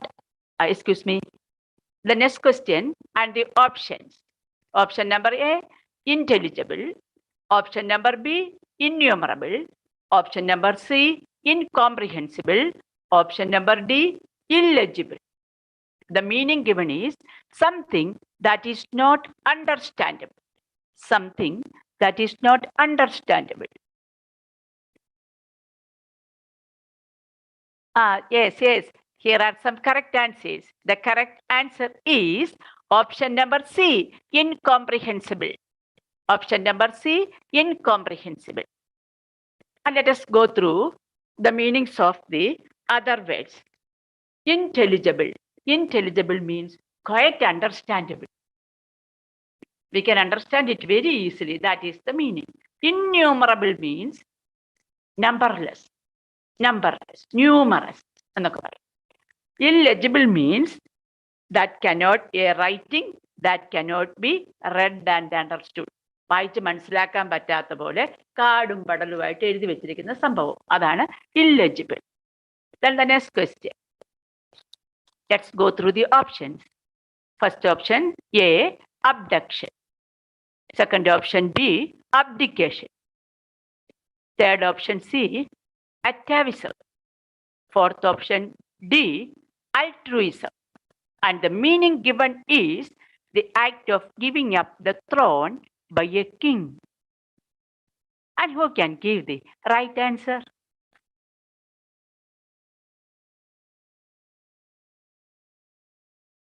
Yes.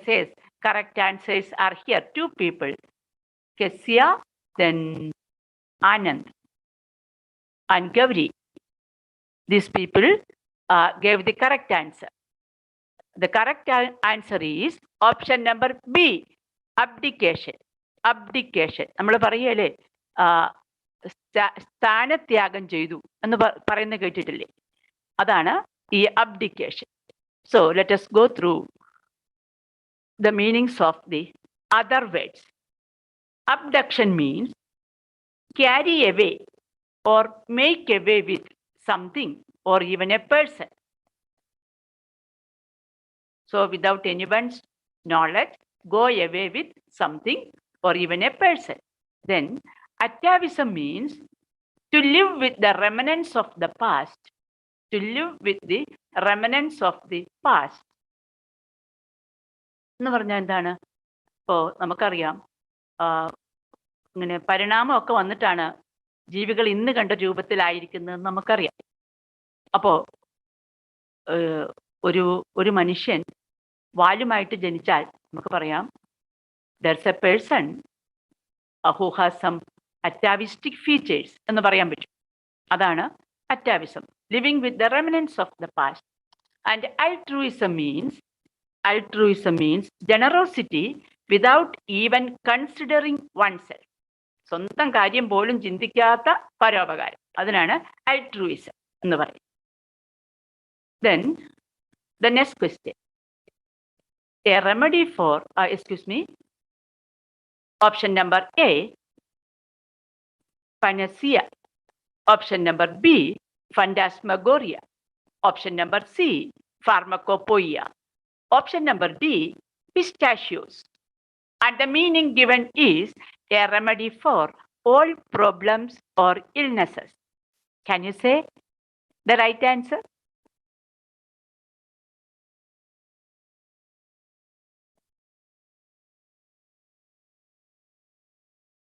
Yes. Here are two people giving the right answers. Okay. Congratulations. Option number A, panacea. Panacea means a remedy for all problems or illnesses. നമ്മൾ മലയാളത്തിൽ പറയല്ലേ സർവ്വരോഗ സംഹാരി, അതാണിത്.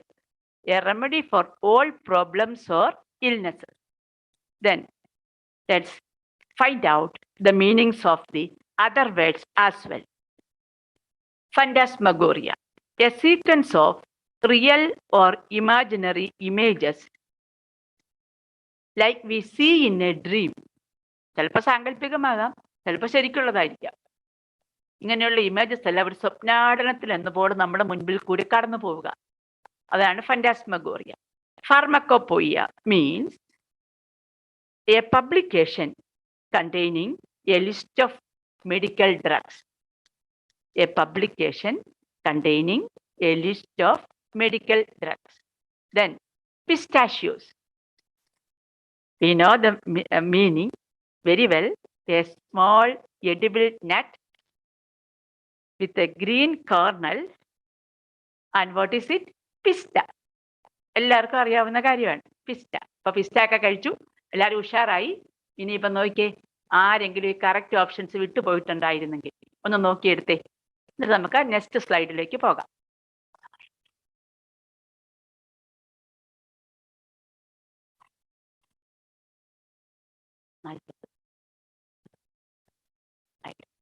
Then അടുത്ത slide മാറ്റിക്കും. Here is your next question.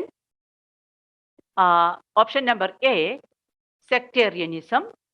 Option number B, sadism. Option number C, secularism. Option number D, separatism. And the meaning given is the belief that state, morality, and education should be independent of religion.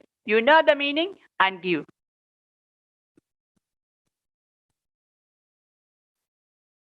Yes, correct. Secularism. The right answer is option C, secularism. Option C, secularism. Correct. Then let's find out the meanings of the other words as well. Sectarianism means excessive attachment to a particular sect or party. ഏതെങ്കിലും ഒരു പ്രത്യേക വിഭാഗത്തിനോട് പുലർത്തുന്ന താല്പര്യം, അതാണ് സെക്ടേറിയനിസം. Then what's meant by sadism? Getting happiness by inflicting pain upon others. മറ്റുള്ളവരെ വേദനിപ്പിച്ച് ആനന്ദം കണ്ടെത്തുന്നതാണ് sadism. Then separatism. What's meant by separatism? Advocating cultural, ethnic, tribal, religious, racial and gender separation. എല്ലാവരും തമ്മിൽ ഭിന്നിപ്പിക്കുന്ന രീതി. നമ്മൾ കേട്ടിട്ടുണ്ട് ബ്രിട്ടീഷുകാർ ഇവിടെ വന്ന് ഭിന്നിപ്പിച്ച് ഭരിച്ചെന്ന് എന്ന് പറയുന്നത് പോലെ ആളുകളെ തമ്മിൽ ഭിന്നിപ്പിക്കുന്ന രീതിയാണ് separatism. Next question. Options: facetious, facsimile, factitious and fallible. The meaning given is an exact copy, especially of printed or written material.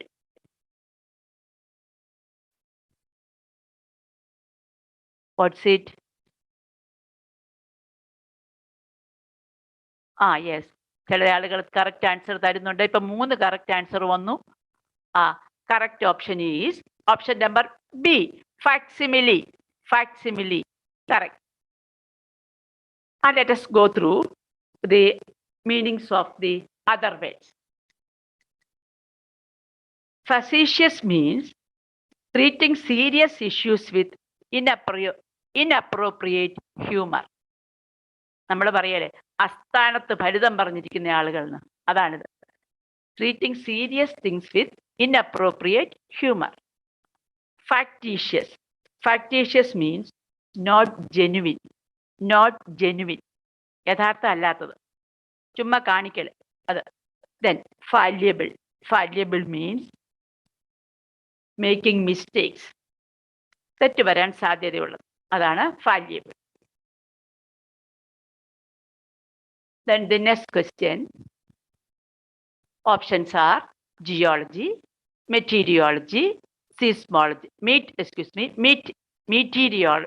meteorology, seismology, climatology. And the meaning given is the scientific study of earthquakes is known as. You know the meaning, you are familiar. Yes, the correct options are coming. The correct option is option C, seismology. And check the meanings of the other words. Geology. But geology, study of structure of the earth. ഭൂമിയുടെ ഘടനയെ പറ്റിയുള്ള പഠനം. Then meteorology. Meteorology means study of atmosphere and weather. Study of atmosphere and weather. Weather എന്ന് പറയുമ്പോൾ ഒരു short term പീരീഡിലെ കാലാവസ്ഥയെ പറ്റിയാണ് പറയുക. Then climatology. Climatology means study of atmosphere and climate. Study of atmosphere and climate. Climate എന്ന് പറയുമ്പോൾ average atmospheric condition over a period of time. Average atmospheric condition over a period of time. ഇപ്പോൾ ഒരു പ്രദേശത്തെ കാലാവസ്ഥയൊക്കെ general ആയിട്ട് പറയണമെങ്കിൽ നമ്മൾ climatology ആയിരിക്കും ഡിപ്പെൻഡ് ചെയ്യുന്നത്. ഒരു ദിവസത്തെ കാലാവസ്ഥയാണെങ്കിൽ നമ്മൾ മീറ്ററോളജിയാണ് ഡിപ്പെൻഡ് ചെയ്യുന്നത്. Then the next question. Options: aviary, sanctuary, brewery, bribery. And the meaning given is large cage or building or enclosure for keeping birds confined. And you know the answer. Who can say the correct answer?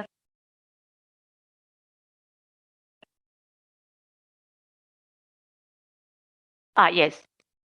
Aviary. Some people are giving the correct answer. Option A, aviary. Option A, aviary. And what's meant by the other words. Let's give a look at them. Sanctuary means a place of safety or natural reserve. A place of safety or natural reserve. നമുക്കറിയാം തേക്കടിയൊക്കെ ഒരു sanctuary of animals and birds ആണ് എല്ലാത്തിൻ്റെ.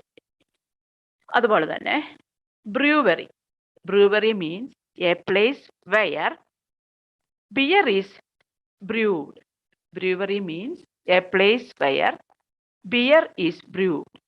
And bribery. Bribery means the act of accepting dishonest pay from someone to act in favor of this person. The act of accepting dishonest pay from someone to act in favor of this person. ഒരാളുടെ താല്പര്യത്തിനനുസരിച്ച് പ്രവർത്തിക്കാനായിട്ട് അയാളുടെ കയ്യിൽ നിന്ന് മേടിക്കുന്ന പണം എന്താ അതിന് പറയുന്നത്? കൈക്കൂലി. അതാണ് bribery. Then if anybody hasn't got the correct answers, please give a look. I think it is enough. Let us go to the next slide.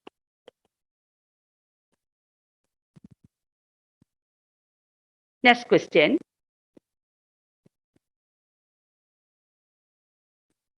Option number A, agglomerate. Option number B, aggravate. Option number C, aggregate. Option number D, agitate. And the meaning given is make a situation worse. And what's the right option?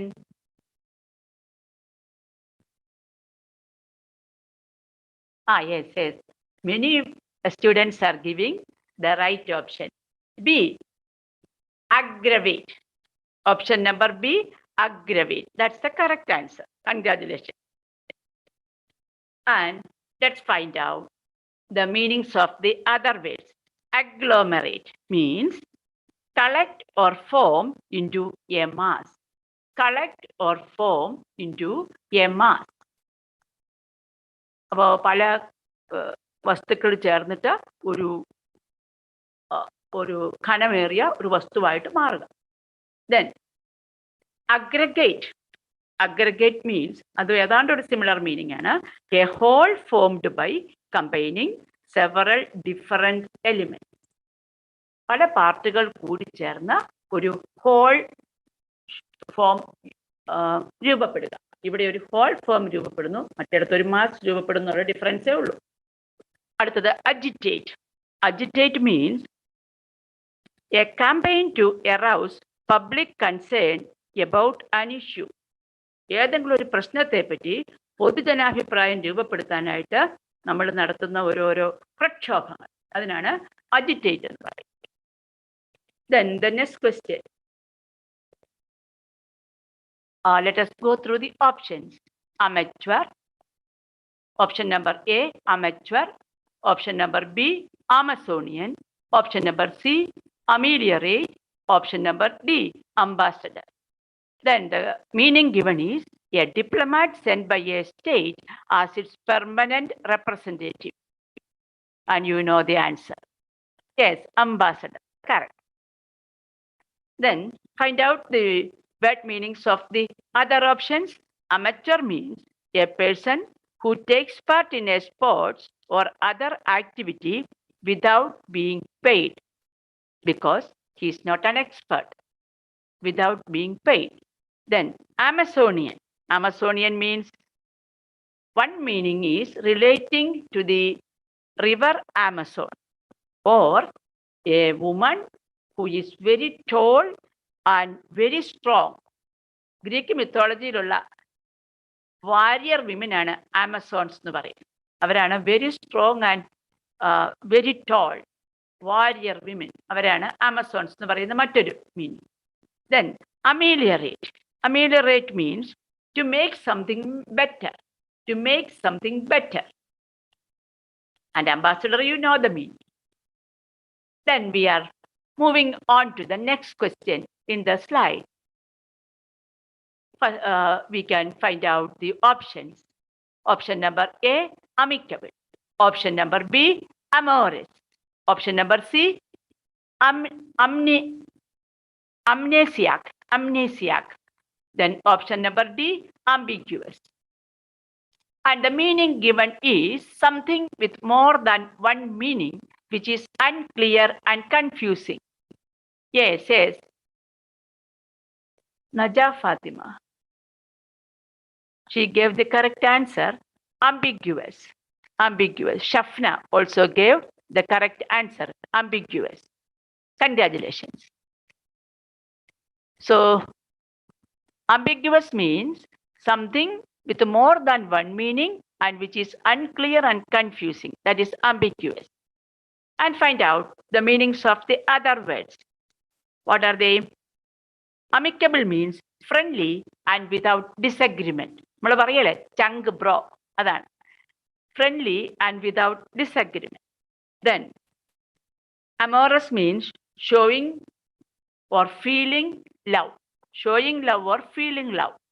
Then, amnesiac means a person who has lost memory.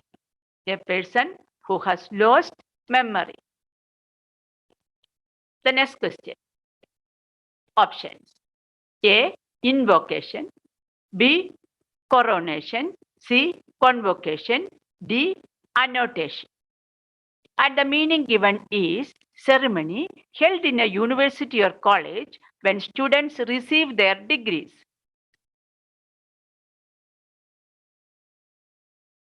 What's the meaning?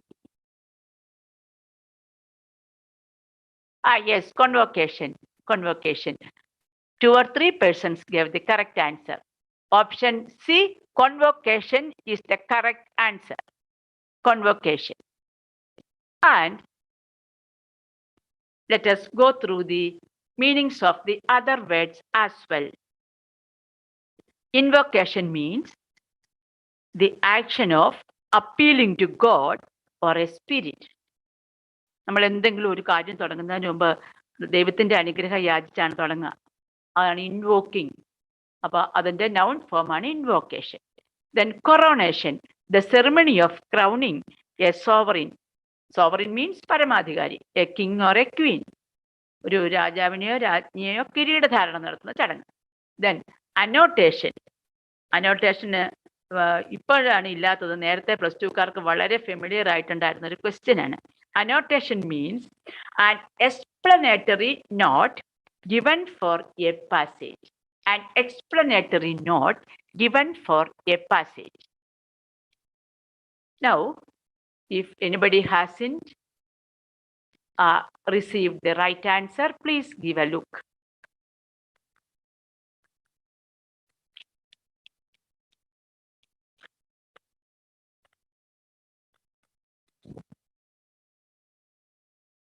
Mini ടീച്ചറെ, എൻ്റെ സമയം കഴിയാറായിട്ടുണ്ടോ? ഇല്ലെങ്കിൽ ഞാൻ questions continue ചെയ്തോളാം. Questions ഉണ്ട്. May I continue?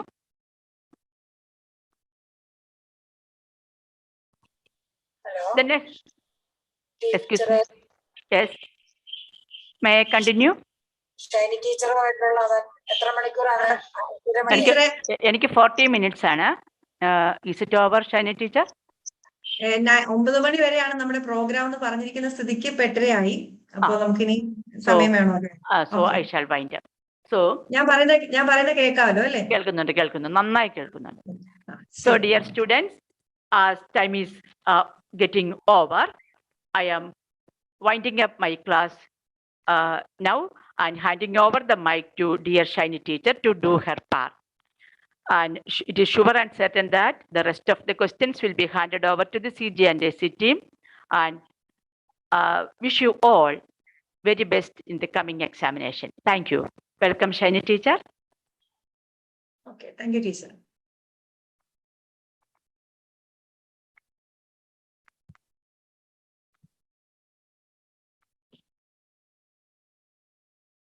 Good evening to everybody. So I am Shiny Kurian from St. Mary's High Secondary School, Munarkad, Kottayam. Today I am handling the session Fill in the Blanks. This one also is a test that tests your vocabulary. അപ്പൊ കൂടുതൽ വാക്കുകൾ അറിയുന്നവർക്കാണ് ഈ ഒരു test നല്ല രീതിയിൽ ചെയ്യാനായിട്ട് സാധിക്കുക. So it is important for you to build your vocabulary. And the way to do it is to read and understand the meaning and how to use it in different context. അപ്പോൾ ഞാൻ നേരത്തെ ഒരു പണ്ട് നമ്മുടെ Alphons കണ്ണന്താന sir, ബഹുമാനപ്പെട്ട Alphons കണ്ണന്താന sir എങ്ങനെയാണ് English പഠിച്ചതെന്ന് പറഞ്ഞ് ഞാൻ കേട്ടിട്ടുണ്ട്. He used to read dictionary and he used to learn 10 words every day and understand the meaning and its usage and all. Just like that, you have to make it a habit to practice with a lot of questions and answers and different words. You can use a lot of resources from internet, and we also will be providing a lot of things to you. So practice well. So let's begin. The direction that you get will be this. Choose the correct or appropriate word to fill in the blank from the given alternatives. അപ്പോൾ തന്നിരിക്കുന്നതിൽ നിന്നും ഏറ്റവും യോജിച്ചിട്ടുള്ള meaning correct ആകുന്ന കോണ്ടെക്സ്റ്റിന് അനുയോജ്യമായ ഒരു word choose ചെയ്ത് നിങ്ങൾ ആ blank fill ചെയ്യണം. ഒരു ബ്ലാങ്ക് ആയിരിക്കും ഉണ്ടാവുക, ഒരു സെന്റൻസിൽ ഒരു blank. And in that blank you have to fill in the correct word. And there will be 4 options, and from those 4 options you can choose. So let's go to the first question. So before I go into the reading the question, I want to tell you, അപ്പോൾ ഒരു ഇങ്ങനെ ഒരു ചോദ്യം ചെയ്യുമ്പോൾ നമ്മൾ ആദ്യം നിങ്ങളുടെ സമയം വളരെ പ്രധാനമാണ്. ഒത്തിരി നേരം ആലോചിച്ച് സമയം കളയാൻ പാടില്ല. അത് ക്വസ്റ്റ്യൻ വളരെ പെട്ടെന്ന് വായിക്കുകയും വേണം. അതേസമയം അതിന്റെ അർത്ഥം നിങ്ങൾ മനസ്സിലാക്കണം. And you have to understand the context also, in which context this word is used. അതിനകത്ത് ഏറ്റവും സ്യൂട്ടബിൾ ആയത് വളരെ ഫാസ്റ്റ് ആയിട്ട് നോക്കുക, സ്യൂട്ടബിൾ ആയിട്ടുള്ളത് തിരഞ്ഞെടുക്കുക. And you can give your answers in the chat box also. And the first question is, I don't want anyone to dash in my affairs. So what is the meaning of this sentence? എനിക്ക് ആരും എന്ന് പറഞ്ഞിട്ട് ഒരു blank ഇട്ടിരിക്കുകയാണ് എന്റെ കാര്യങ്ങളിൽ. അപ്പൊ എന്തായിരിക്കും വാക്ക്? The options are middle, metal, medal and muddle. Can you tell me the answer?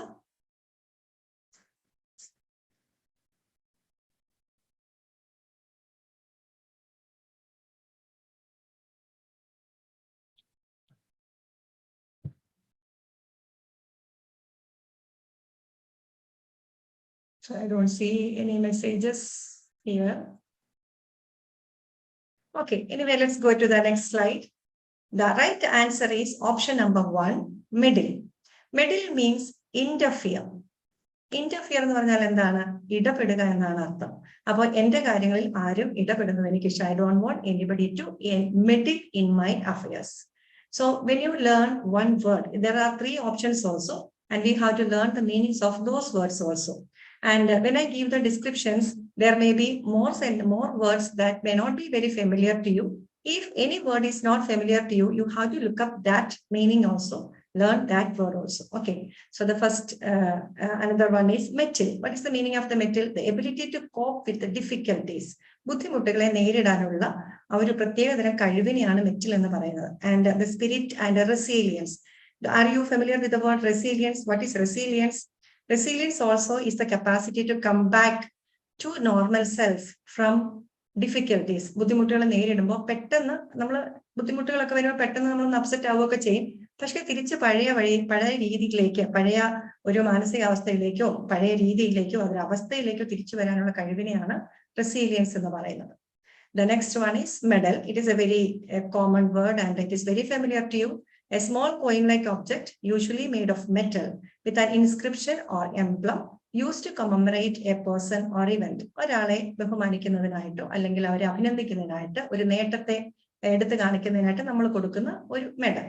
Muddle, an untidy and disorganized state or collection. So when you use your words to fill in the blanks, you must see whether it is a noun or a verb, etc. So the word muddle can be used as a noun as well as a verb. So if it is used as a noun, the meaning is an untidy and disorganized state or collection. വളരെ disorganised ആയിട്ടുള്ള ഒരു അവസ്ഥയ്ക്കാണ് മഡിൽ എന്ന് പറയുന്നത്. അപ്പോൾ മഡിൽ എന്ന വാക്കിന് ഒരു example പറയാനാണെന്നുണ്ടെങ്കിൽ നമുക്ക് എങ്ങനെ പറയാം? He made the message a muddle. ആ മെസ്സേജ് ഇയാൾ കൊളാക്കി കളഞ്ഞു നമ്മൾ പറയില്ലേ, അതാണ്. And then another one is bringing into disordered or confused state. Disordered ആയിട്ടുള്ള ഒരു കൺഫ്യൂസ്ഡ് സ്റ്റേറ്റിലേക്ക് കൊണ്ടുപോകുന്ന ആ ഒരു പ്രക്രിയയും നമ്മൾ മഡിൽ. He is muddling all my answers അല്ലെങ്കിൽ all my എന്താ പറയാ പാസേജ് അങ്ങനെ എന്ത് വേണമെങ്കിലും നമുക്ക് അങ്ങനെ പറയാവുന്നതാണ്. അപ്പൊ മടിൽ എന്ന വാക്കിന്റെ അർത്ഥം അതാണ്. The second question is, the lawyer tried to dash between, one second,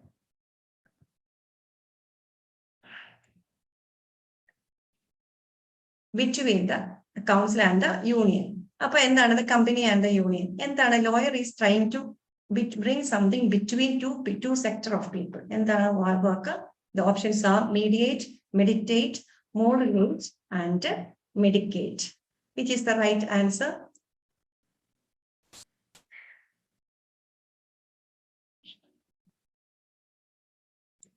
Okay, you can give your answers in the chat box. I'm not able to see it. Okay, let me go to the next. Option number 1. കുട്ടികൾ കൂടുതലും chat ചെയ്യുന്നതാണ്. ഇതിന്റെ chat box Okay, now I got it. Okay, so option number 1, mediate. Oh, you know the answer. Very good. And so it is mediate. What is the meaning of the mediate in words? Let's see. Let's go to the next slide.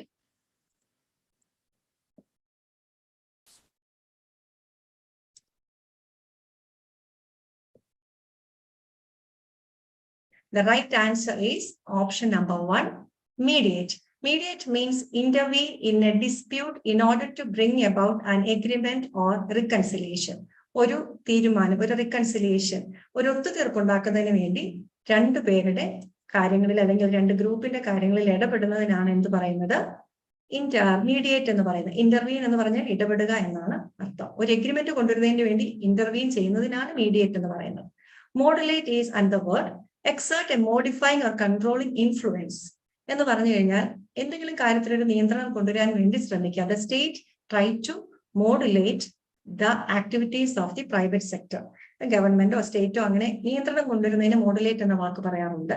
അതേപോലെ തന്നെ it is more used in the voice modulation is a familiar word to you. നിങ്ങൾക്ക് വളരെയധികം പരിചയമുള്ള വാക്കില്ല. Voice modulation is a quality that is needed in actors, speakers, അതുപോലെ തന്നെ dubbing artist, ഇവർക്കെല്ലാം ആവശ്യം വേണ്ട ഒരു ക്വാളിറ്റിയാണ്. അപ്പൊ ആ ഒരു പ്രക്രിയയാണ് എന്ത് പറയാ? മോഡുലേറ്റ് എന്ന് പറയുന്നത്. Vary the strength, tone or pitch of one's voice. Meditate is the next word. Meditate means നിങ്ങൾക്ക് വളരെ മലയാളത്തിൽ പറഞ്ഞാൽ വളരെ പെട്ടെന്ന് അറിയാം, ധ്യാനം. Meditation is the noun, meditate is the verb. Focus one's mind for a period of time in silence or with the aid of chanting for a religious or spiritual purpose or as a method of relaxation. That is called a meditate. Medicate means giving medicine or administering a drug or medicine. The third question is, he dashed her that she would pass. So what is the answer? Ensured, ensured, assumed, assured. Look at this question. Look at the options. They look very similar and they can be confused by many people. But so you have to give the answers in a very careful way. So which is the answer? Ensured, ensured, assumed or assured? Okay, many are giving the right answer. Let's see which one it is. The right answer is option 4, assured. Here assured means to tell someone that something will definitely happen or is definitely true. അതായത് ഒരാൾക്ക് ഒരു ഉറപ്പ് കൊടുക്കുകയാണ്. അതായത് കുഴപ്പമില്ല, അങ്ങനെ സാധിക്കും. You will definitely pass. എന്താണ് ക്വസ്റ്റ്യൻ പറഞ്ഞിരിക്കുന്നത്? He assured her that she would pass. എന്തായാലും നീ പാസ് ആവും. അവൾക്ക് അത്ര ധൈര്യമില്ല, അവൾക്ക് സംശയമുണ്ട്. പക്ഷെ അവൻ പറയുന്നു യു വിൽ പാസ്. ആ ഒരു ഉറപ്പ് കൊടുക്കലിനാണ് അഷ്യൂർ എന്ന് പറയുന്നത്. അതേസമയം എൻഷുർ, ഞാനത് ഇൻഷുറിന് താഴെ എൻഷുറിലേക്ക് ആദ്യം പോവുകയാണ്. എൻഷുറും അഷ്വറും പലപ്പോഴും നമ്മൾ മാറ്റി ഉപയോഗിക്കുന്നത് അല്ലെങ്കിൽ തെറ്റിച്ച് ഉപയോഗിക്കുന്നത്. Ensure, what is the meaning of the ensure? Make certain that something will occur or B the case. Make certain എന്ന് വെച്ചാൽ നമ്മൾ ഉറപ്പ് വരുത്തുക. That is the difference. Assure എന്ന് പറഞ്ഞു കഴിഞ്ഞാൽ ഉറപ്പ് കൊടുക്കുക, എൻഷുർ എന്ന് പറഞ്ഞു കഴിഞ്ഞാൽ ഉറപ്പ് വരുത്തുക. So the another word is insured. Insurance is something that is very familiar to you. Covered by insurance or protect against risk. Insure ചെയ്യുന്നത് അതിന് വേണ്ടിയിട്ടാണ്, പ്രൊട്ടക്ട്. എന്തെങ്കിലും റിസ്ക് ഉണ്ടാകുമ്പോൾ അതിനൊരു പ്രൊട്ടക്ഷൻ, ഫിനാൻഷ്യൽ പ്രൊട്ടക്ഷൻ കിട്ടാൻ വേണ്ടിയിട്ടാണ് നമ്മൾ ഇൻഷുറൻസ് എന്ന് പറയുന്നത് എടുക്കുന്നത്. അങ്ങനെ അല്ലാതെ ചിലപ്പോഴൊക്കെ അത് ഉപയോഗിക്കാറുണ്ട്. എനിവേ ഗീവ് പ്രൊട്ടക്ഷൻ എന്നുള്ളതാണ് insure. Assumed is another word. supposed to be the case without proof. തെളിവില്ലാതെ നമ്മൾ ഊഹിക്കുന്നതിനാണ് എന്ത് പറയുന്നത്? assumed എന്ന് പറയുന്നത്. ഊഹിച്ചു. നമ്മൾ തെളിവൊന്നുമില്ല, പക്ഷെ നമ്മൾ ഊഹിക്കുകയാണ്. assume that he will be present by 10 o'clock. ഞാൻ ഊഹിക്കുകയാണ് 10 മണിയാകുമ്പോഴത്തേന് എത്തുമായിരിക്കും എന്ന് നമ്മൾ ഊഹിക്കുകയാണ്. നമ്മുടെ കയ്യിൽ പ്രൂഫ് ഒന്നുമില്ല, അഷുറൻസ് ഒന്നുമില്ല. Or another one, അതിന് തന്നെ മറ്റൊരു അർത്ഥമുള്ള എന്താണെന്ന് വെച്ച് കഴിഞ്ഞാൽ another meaning is take or begin to have power or responsibility. നമ്മളൊരു പുതിയ അധികാരത്തിലേക്ക് കടക്കുമ്പോൾ ആ പൊസിഷൻ അസ്യൂം ചെയ്തു. assume the position of the president. He assumed the position of the president. അതായത് അത് ഏറ്റെടുത്തു എന്നാണ് അതിന്റെ അർത്ഥം. Next question is, the dash chosen for construction of the building is in the heart of the city. The dash chosen for the construction of the building. അപ്പൊ അത് context നോക്കണം എന്താണിത്. അതിന് ശേഷമാണ് ഓപ്ഷൻസ് വായിക്കേണ്ടത്. Site, slight, sight, cite. Look at these words. Most of them almost sound similar. അല്ലെ? Pronunciation same ആണ്, but the meanings are different, spellings are different. So you have to be very careful. So let us see which is the option. Okay. Can you give me the options? Site, SIT, site, and ധാരാളം പേര് കണ്ടിട്ടുണ്ട്. Nikhil, Ramesh, Shahid, everybody is giving the correct answer. Yes, SIT, site is the answer. So can you tell me the meaning of CIT, site? Can you tell me the meaning of CIT, site?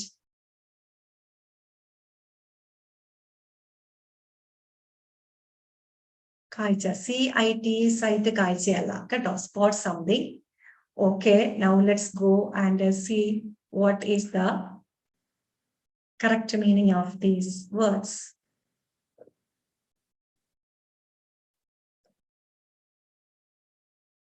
See, SIT, site means the correct answer is site. As you said, site means an area of ground on which a town, building, or monument is constructed. Site refers to a passage, book, or author as evidence for or justification of an argument or statement, especially in scholarly work. എന്ന് പറഞ്ഞു കഴിഞ്ഞാൽ നമ്മളൊരു research ഒക്കെ ചെയ്യുമ്പോൾ അല്ലെങ്കിൽ ഒരു book എഴുതുമ്പോൾ ചില റെഫറൻസുകൾ നമ്മൾ ഉപയോഗിക്കാറുണ്ട്. മറ്റു ബുക്കുകളിൽ നിന്നെടുത്ത കാര്യങ്ങളൊക്കെ നമ്മൾ അതിലേക്ക് ഇൻക്ലൂഡ് ചെയ്യാറുണ്ട്. അപ്പൊ ഏതൊക്കെ ബുക്കുകളാണ്, ഏതൊക്കെ ഏരിയാസ് ആണ് നമ്മളോട് സൈറ്റ് ചെയ്തിരിക്കുന്നത് എന്ന് കാണിക്കുന്നത്. സൈറ്റ് എന്ന് പറഞ്ഞു കഴിഞ്ഞാൽ ആ ബുക്കിന്റെയൊക്കെ റെഫറൻസ് കൊടുക്കുന്നതിനാണ് നമ്മൾ സൈറ്റ് എന്ന് പറയുന്നത്. അതിന്റെ നൗൺ സൈറ്റേഷൻ എന്നാണ്. അതുപോലെ തന്നെ മറ്റൊരു വേർഡ് വെർബായിട്ട് വേറൊന്ന് ഉപയോഗിക്കുന്നത് എന്താണെന്ന് വെച്ചാൽ praise summon, typically a member of the armed forces. Usually in മിലിറ്ററിയിലൊക്കെയാണ് ഉപയോഗിക്കുക cite. So he cited as a symbol of courage in many instances. ഒരു എക്സാമ്പിൾ ആയിട്ട് പറയുന്നതിനും ഈ സൈറ്റ് എന്ന വാക്ക് ഉപയോഗിക്കാറുണ്ട്. SIGST ആരോ കാഴ്ച എന്ന് എനിക്ക് കമന്റ് ബോക്സിൽ നേരത്തെ ഇട്ടിരുന്നു. അത് ഈ സൈറ്റ് ആണ് കേട്ടോ. SIGST സൈറ്റ് ആണ് കാഴ്ച. The faculty or power of seeing. Slight, small in degree, inconsiderable. വലിയ കാര്യമായിട്ടൊന്നുമില്ലാത്ത, വളരെ നിസ്സാരമായ, വളരെ കുറച്ച് എന്ന അർത്ഥത്തിലാണ് സ്ലൈറ്റ് എന്ന് ഉപയോഗിക്കുന്നത്. And for example, we can say that there is a slight improvement in the condition of the patient. പേഷ്യന്റിന്റെ അവസ്ഥയിൽ ചെറിയ ഒരു ഇംപ്രൂവ്മെന്റ് ഉണ്ട്, വളരെ ചെറുതാണ്, നിസ്സാരമാണ്, ഇംപ്രൂവ്മെന്റ് ആണ് താനും. അതേപോലെ തന്നെ മറ്റൊരു അർത്ഥത്തിൽ ഉപയോഗിക്കുന്നത് thin or slender or very small people, വളരെ slight figure, a slight person എന്നൊക്കെ പറഞ്ഞു കഴിഞ്ഞാൽ വലിപ്പം കുറഞ്ഞ മെലിഞ്ഞ ഒരാളെയൊക്കെ പറയുമ്പോൾ എ സ്ലൈറ്റ് ഫിഗർ എന്ന് നമുക്ക് പറയാവുന്നതാണ്. Okay, now the next question. The first film on gypsies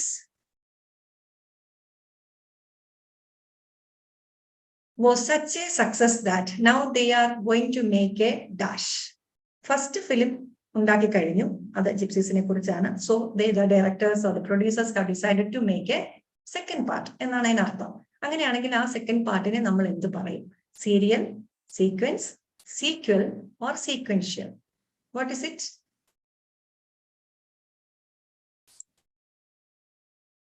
equal. Very good, you know it. നിങ്ങൾ എല്ലാവരും വളരെ ഫെമിലിയർ ആണ് ഒരു ഇതുമായിട്ട്. അപ്പൊ ഇപ്പൊ പല അല്ലെ നമ്മുടെ CBI ഡയറക്ടർ അതിന്റെ ഒക്കെ സീക്വൽ വന്നുകൊണ്ടിരിക്കുകയാണ്. ഒന്നല്ല, ഒന്നിലേറെ സീക്വൽസ് ഉണ്ട്. അപ്പൊ അതുപോലെ വെരി ഗുഡ്. അപ്പൊ അതാണ് ഇതിന്റെ മീനിങ്സ്. നമുക്കൊന്ന് നോക്കാം, ബാക്കിയുള്ള വേർഡ്സിന്റെ മീനിങ്സ് നമുക്കൊന്ന് നോക്കാം.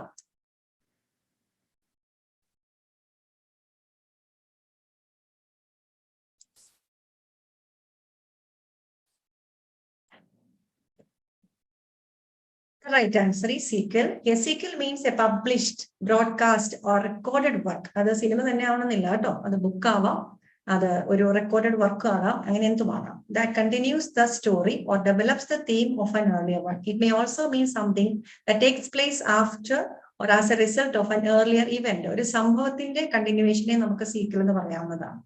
The next word is serial, a story or play appearing on in regular installments on television or radio or in a magazine. You all watch serials, so I don't have to explain. Sequence, a particular order in which related things follow each other. അല്ലെ, arithmetic sequence നിങ്ങൾ കണക്ക് പഠിച്ചവരെല്ലാവരും എല്ലാവരും തന്നെ പഠിച്ചിട്ടുണ്ട്, 10-ലൊക്കെ പഠിച്ചതാണ്. Arithmetic sequence എന്താണ്? ഒരു correct order follow ചെയ്യുന്ന എന്തിനേയും നമ്മൾ എന്തിനാ പറയും? ഒരു സീക്വൻസ് എന്ന് പറയും. Sequential is the adjective of A sequence. Sequence എന്ന വാക്കിന്റെ അഡ്ജക്റ്റീവ് ആണ് സീക്വൻഷ്യൽ എന്ന് പറയുന്നത്. ആൻഡ് അതിന്റെ അർത്ഥം എന്താണ്? Forming or following in a logical order or sequence. Okay, let's go to the next question. He is very dash. He believes everything. എന്തും പറഞ്ഞു കഴിഞ്ഞാൽ വിശ്വസിക്കുന്നു. ചില ആൾക്കാർ വളരെ ശുദ്ധ മനസ്സിലാണ്. They are very innocent. So they will believe anything that we say. നമ്മൾ പറയുന്നത് എന്തും അവര് വിശ്വസിക്കും. അങ്ങനെയുള്ള ആൾക്കാർ എന്താണ് പറയുക? Fallible, gullible, sensible, or credible? You can give your answers now.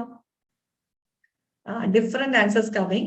Somewhere somebody said, പക്ഷെ most of you answer the correct one, gullible. അതാണ് എന്ത് പറഞ്ഞാലും വിശ്വസിക്കുന്ന മനുഷ്യരെ നമ്മൾ എന്ത് പറയും? Gullible എന്ന് പറയും.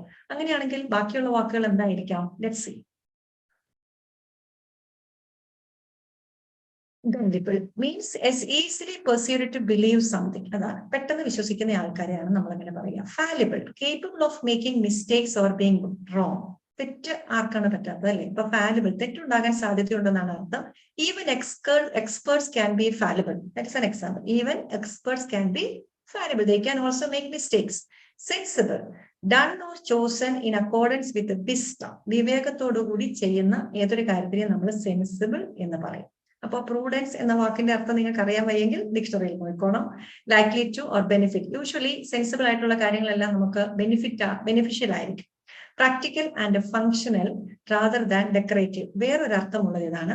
എ സെൻസിബിൾ ഡ്രസ് അല്ലെങ്കിൽ എ സെൻസിബിൾ ചപ്പൽ എന്നൊക്കെ പറഞ്ഞ സെൻസിബിൾ ഷൂസ് എന്നൊക്കെ പറയും. ഡ്രസ്സിനെ നമ്മൾ പലത് സെൻസ്, അതെന്താണ് അതിനർത്ഥം? It is practical. അതായത് ഒരു കോണ്ടെക്സ്റ്റ്, ഒരു സിറ്റുവേഷന് ചേരുന്ന ഒരു അവസരത്തിന് യോജിക്കുന്ന രീതിയിലുള്ള ഡ്രസ്സിംഗ് ആണ് നമ്മൾ ഇടുന്നതെങ്കിൽ സെൻസിബിൾ എന്ന് പറയും. അപ്പോ അതിന് അങ്ങനെ ഒബ്ജക്റ്റുകളെ ഉപയോഗിക്കാൻ വേണ്ടിയിട്ടും അതിന്റെ ഒപ്പവും എന്തുപയോഗിക്കാറുണ്ട്? സെൻസിബിൾ എന്ന വാക്ക് ഉപയോഗിക്കാറുണ്ട്. So we can use sensible to as an adjective before an object. Credible, able to be believed or convincing. If you can say something that is in a very convincing way, we can say that whatever he said is quite credible. അല്ലെ, ചില സിനിമയൊക്കെ കണ്ടിട്ട് വിശ്വസിക്കാനേ പറ്റില്ല, അത് credible അല്ലാത്തത് കൊണ്ടാണ്. Credible ലൈ എന്ന് കേട്ടിട്ടുണ്ടോ? ചിലരുണ്ട് നുണ നല്ല വിശ്വസനീയമായിട്ട് പറഞ്ഞ് നമ്മളെ ഫലിപ്പിക്കുന്ന ആൾക്കാരുണ്ട്. പൂർണ്ണമായിട്ടും വിശ്വസിച്ചു പോകും. എന്ന് പറഞ്ഞാൽ the lie they say are actually very credible. അതാണ് സത്യമാണെന്നേ നമുക്ക് തോന്നുന്നു. So the next question is, head of the school board dash. ബോർഡിന് ശേഷം വരേണ്ട ഒരു വാക്കാണ്. Mr. Andrew was responsible for running the meetings once a month. So which is the word here? Counsel, conceal, counsel, or console?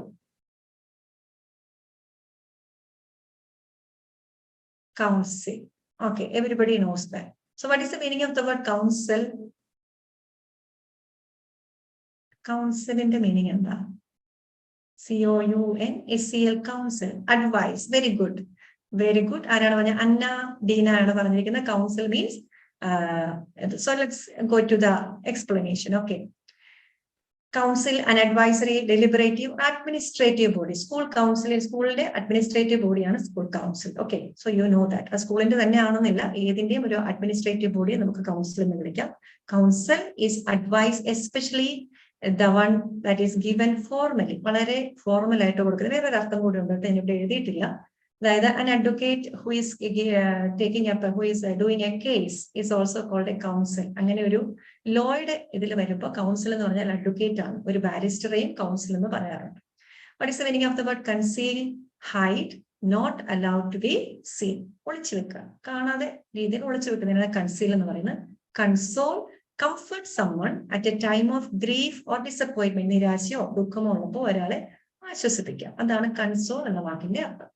We must have an dash supply of food before we start our journey. യാത്രയ്ക്ക് മുമ്പ് നമുക്ക് എന്ത് വേണം? dash supply of food. അപ്പോൾ ഇവിടെ നമുക്കൊരു adjective ആണ് വേണ്ടത്. ഇതിൽ ഏതാണ് വേണ്ടത്? Absolute, abstract, emigrant, or abundant? Can you tell me? Say a very simple word. Okay, abundant. Very good. So all of you know that. So let's go to the next. Congratulations to all. Easy questions. Your vocabulary at this level is very good, it seems. Okay, now let's go to the explanations. Abundant means plentiful or available in large quantities. Absolute, not qualified or diminished in any way. Absolute. The answer is absolute. And total, complete, absolute power. In the Purna Adhikaram and the Purna Maya and Apathilana, absolute abstract. Existing in thought or as an idea, but not having a physical or concrete form. രൂപമില്ല, പക്ഷെ അതിന്റെ ഐഡിയയോ ഒരു തോട്ടോ ഒക്കെയാണ് abstract. രൂപമില്ലാത്തത് എന്നാണ് മലയാളത്തിൽ നമുക്ക് abstract പറയുകയാണെങ്കിൽ. It is also used in to relation to art. ആർട്ടുമായിട്ട്, കലയുമായിട്ട് ബന്ധപ്പെട്ടും ആബ്സ്ട്രാക്ട് എന്ന വേർഡ് നമ്മൾ ഉപയോഗിക്കാറുണ്ട്. Relating to or denoting art that does not attempt to represent external reality. ആർട്ടില് നമ്മൾ ഒരു മരം വരച്ചാൽ സാധാരണ എല്ലാവരും മരം വരയ്ക്കും. ഒരു പക്ഷേ ആബ്സ്ട്രാക്ട് ആയിട്ടുള്ള ആർട്ടിസ്റ്റുകളാണെങ്കിൽ അവർ വേറെ തരത്തിലായിരിക്കും റെപ്രസെന്റ് ചെയ്യുക. ഓക്കെ, അപ്പോൾ റിയാലിറ്റിയുമായിട്ട് ബന്ധമില്ലാത്ത രീതിയിൽ ഏതെങ്കിലും കലാരൂപത്തിനെ അത് വരയ്ക്കുന്നത് തന്നെ ആവണമെന്നില്ല. It can be anything. അതിനാണ് നമ്മൾ അബ്സ്ട്രാക്ട് എന്ന് അങ്ങനെയും ഉപയോഗിക്കാറുണ്ട്. ഏത് കോണ്ടെക്സ്റ്റിലാണ് വരുന്നതെന്ന് ആലോചിച്ചിട്ട് വേണം നമ്മൾ ഉത്തരം എഴുതാൻ. Emigrant, a person who leaves their own country in order to settle permanently in another. So, emigrant. അങ്ങനെ ഈ ഒരു സമയത്ത്, അതായത് ഒരാൾ സ്വന്തം നാട് വിട്ട് മറ്റിടത്തേക്ക് പോകുന്ന, താമസമാക്കാൻ പോകുന്ന ആളെ എമിഗ്രന്റ് എന്ന് പറയും. അങ്ങനെയാണെങ്കിൽ I want to ask you one question. What is the meaning of the word immigrant? Can somebody tell me? What is the meaning of the word immigrant?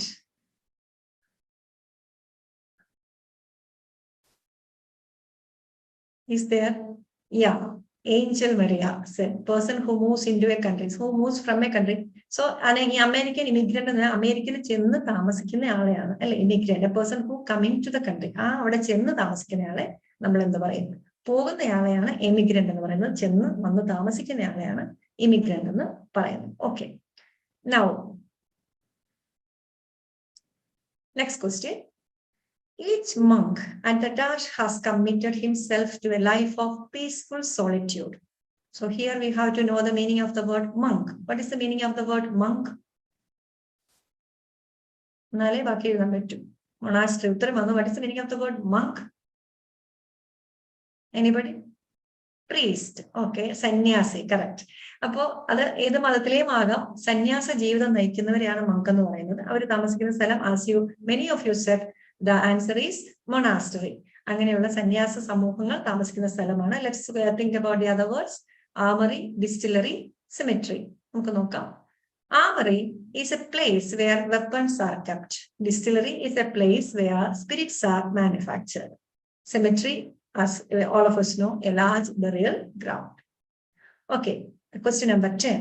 She received an dash doctorate from the Central University in recognition of her work for the homeless.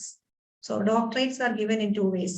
Usually, ഒരു research ഒക്കെ നടത്തി ഒരു thesis ഒക്കെ submit ചെയ്ത് കഴിയുമ്പോഴാണ് doctorate കൊടുക്കുന്നത്. അങ്ങനെ അല്ലാതെയും കൊടുക്കാറുണ്ട്. എന്തിനു വേണ്ടിയിട്ടാണ്?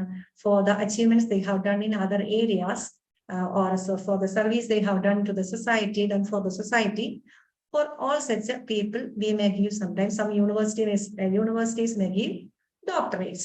അങ്ങനെയുള്ള ഡോക്ടറേറ്റിന് എന്ത് പറയും? Honourable, honorary, ideal, impractical. Which is the answer? I think it is an easier one for you. Honorary. Very good. Many of you, I think all of you have answered it as a honorary. Very good. Okay. Now let's go to the other words. Honorary, conferred as an honor. ഒരു ബഹുമാന സൂചകമായി കൊടുക്കുന്നതാണ്. Without the usual requirements or functions. Honorable, bringing or deserving honor. Used as a title for certain high officials. Honorable എന്ന് പറയുമ്പോൾ an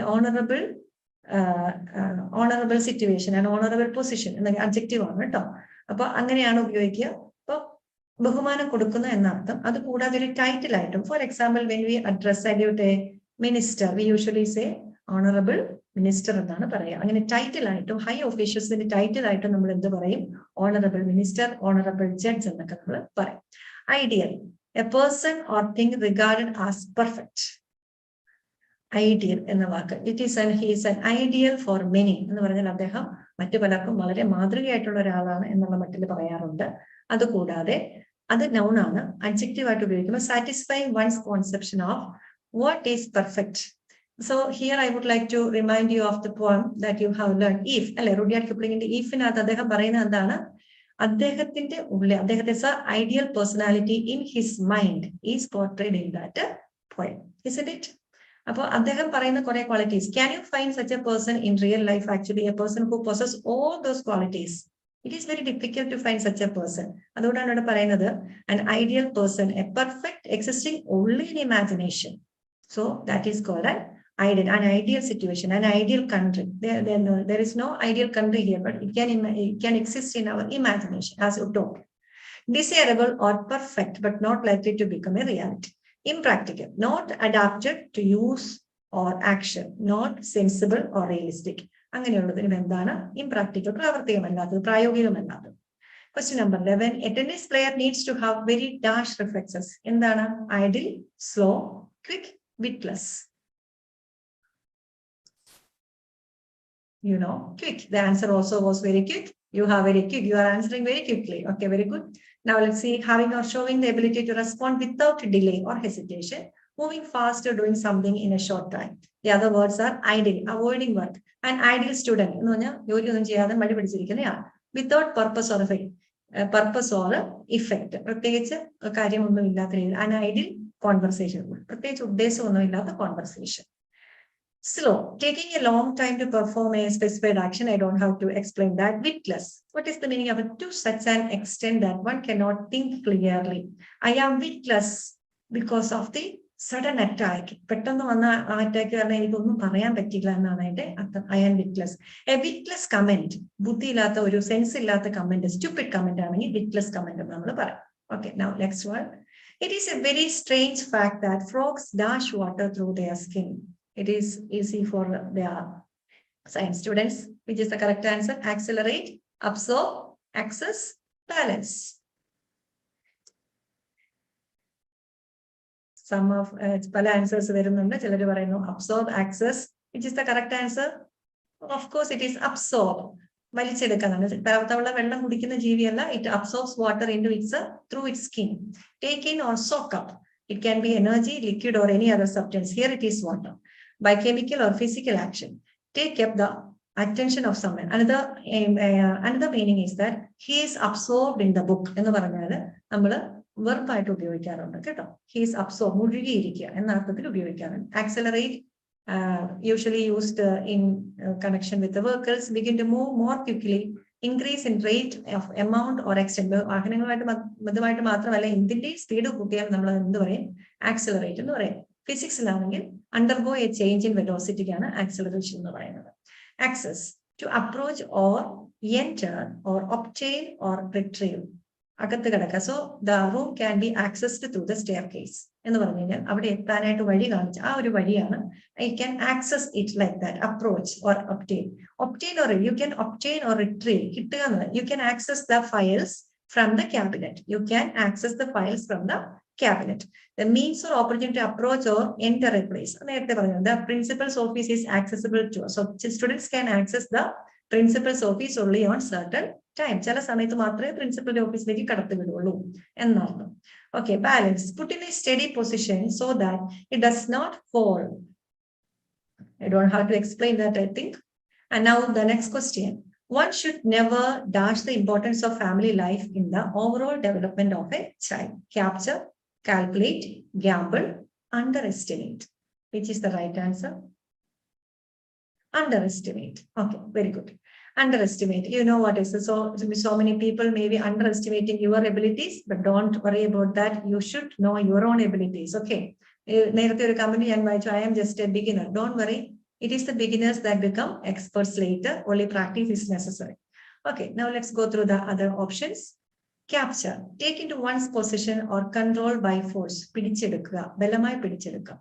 Record accurately in words or pictures. Capture a photo, capture an image. അങ്ങനെയൊക്കെ നമ്മൾ പറയാറുണ്ട്. Using an electronic device usually. Calculate, determine mathematically. or intend to have a particular effect. അത് calculate mathematical അത് നമുക്കറിയാം. എന്താണ്? His words were calculated to hurt her. അതായത് അയാളുടെ വാക്കുകൾ അവളെ വേദനിപ്പിക്കാൻ വേണ്ടി ഉദ്ദേശിച്ച് തന്നെ പറഞ്ഞാണ്. അങ്ങനെ കാൽക്കുലേറ്റഡ് എന്ന വാക്ക് അങ്ങനെ ഉപയോഗിക്കാറുണ്ട്. Gamble, play games of chance for money, പണത്തിന് വേണ്ടിയിട്ടുള്ള അല്ലെങ്കിൽ മറ്റെന്തെങ്കിലും വേണ്ടിയിട്ടുള്ള ഒരു ചൂതാട്ടം, അതിനാണ് ഗാംബിൾ എന്ന് പറയുന്നത്.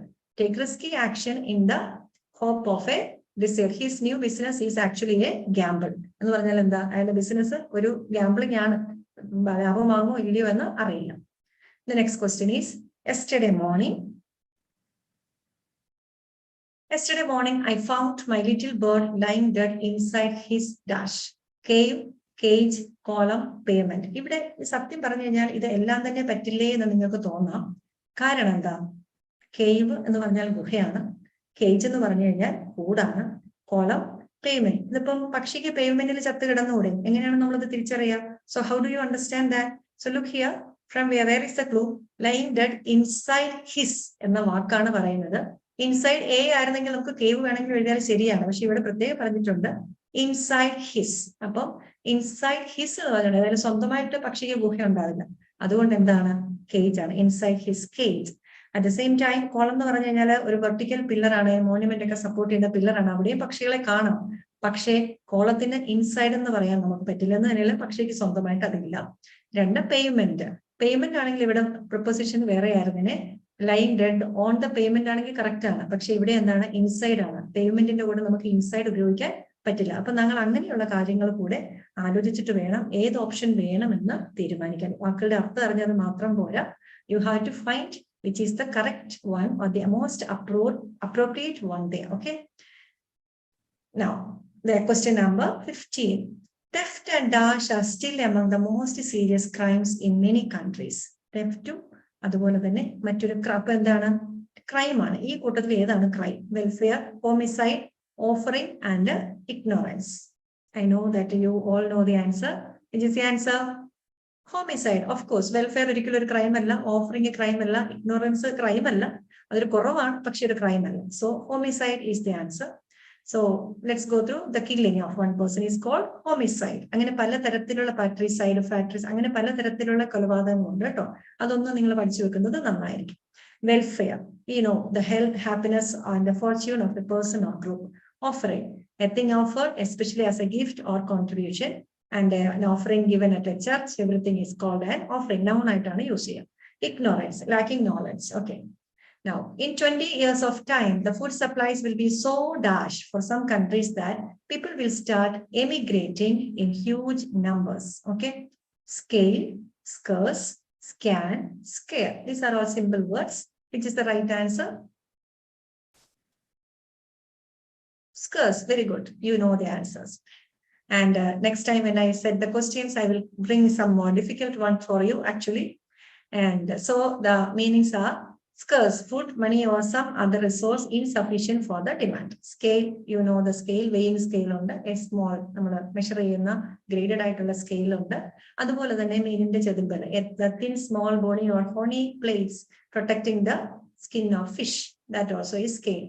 Scan, you can scan a person with your eyes also. Look at the all parts of something carefully in order to detect some feature. എന്തെങ്കിലും കാണാൻ വേണ്ടി സൂക്ഷിച്ച് ഇങ്ങനെ നോക്കുന്നതിന് പറയാം.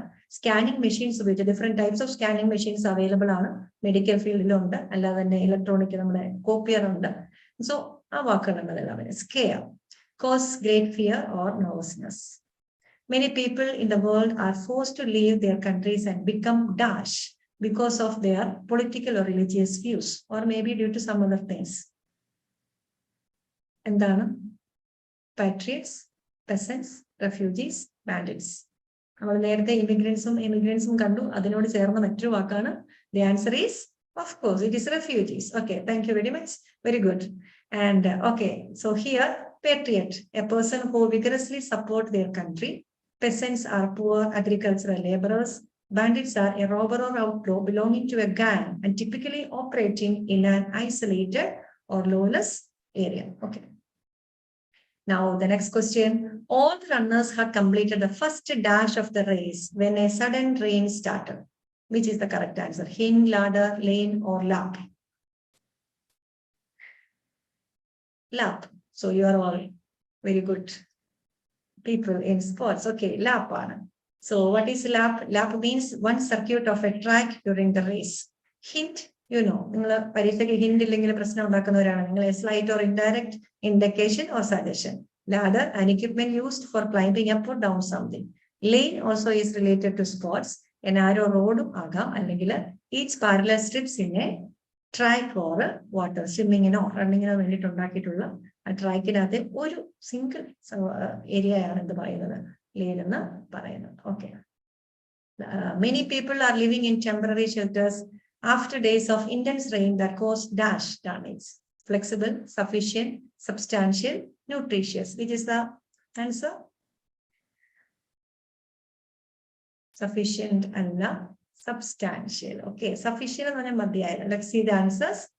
Okay, the substantial or considerable of importance. Size or substantial problems, substantial damage. Flexible. What is the meaning? Capable of bending easily without breaking. And other object flexible in able to be easily modified to respond to altered circumstances. Circumstances flexible. People flexible. A person who is ready and able to change so as to adapt to different situations. Circumstances adapt a flexible person. Objective people flexible. Sufficient meaning enough, nutritious, nourishing, full of nutrients. The last question. The cyclone causing floods and landslides in Japan prompted the government to dash hundreds from coastal towns. Encourage, evaporate, evacuate, demolish. What is the answer? Evacuate. You are familiar with the word. Okay, we evacuate people from certain places to a safer place. Okay, taking people from a dangerous place to a safer place is called evacuate. So encourage, you know, give support, confidence or hope, pursue to do or continue to do something. Evaporate, turn from liquid into vapor or cease to exit. This is familiar. Cease to exit. My anger for him evaporated at the time I saw him. I already okay. Demolish, pull or knock down or defeat. Okay, so these are the questions. This is the last question. The manager scolded the new employee so fiercely that she dashed in tears, leaving the room in a hurry, kept on, broke up, brought down, got down. And then answer. Broke down, broke up. Broke down. Broke down. Broke up. Broke up. Break up in the past tense. Broke up. See, broke down into tears. So broke up and break up. Relationship break up familiar kept on. So let's see. Apo idana broke down, got down kept on continue and answers broke up. Okay, so these are the questions for today. More questions. The time also is over. More I think I took 10 minutes more. I'm sorry. But anyway, so more questions will be given to you. You can do a lot of practice with the materials provided by CGAC. And we also will be helping. So be confident and practice for your entrance exam. Remember, practice is the key to your success. Okay, thank you very much. Once again, thank you CGAC for giving me this opportunity.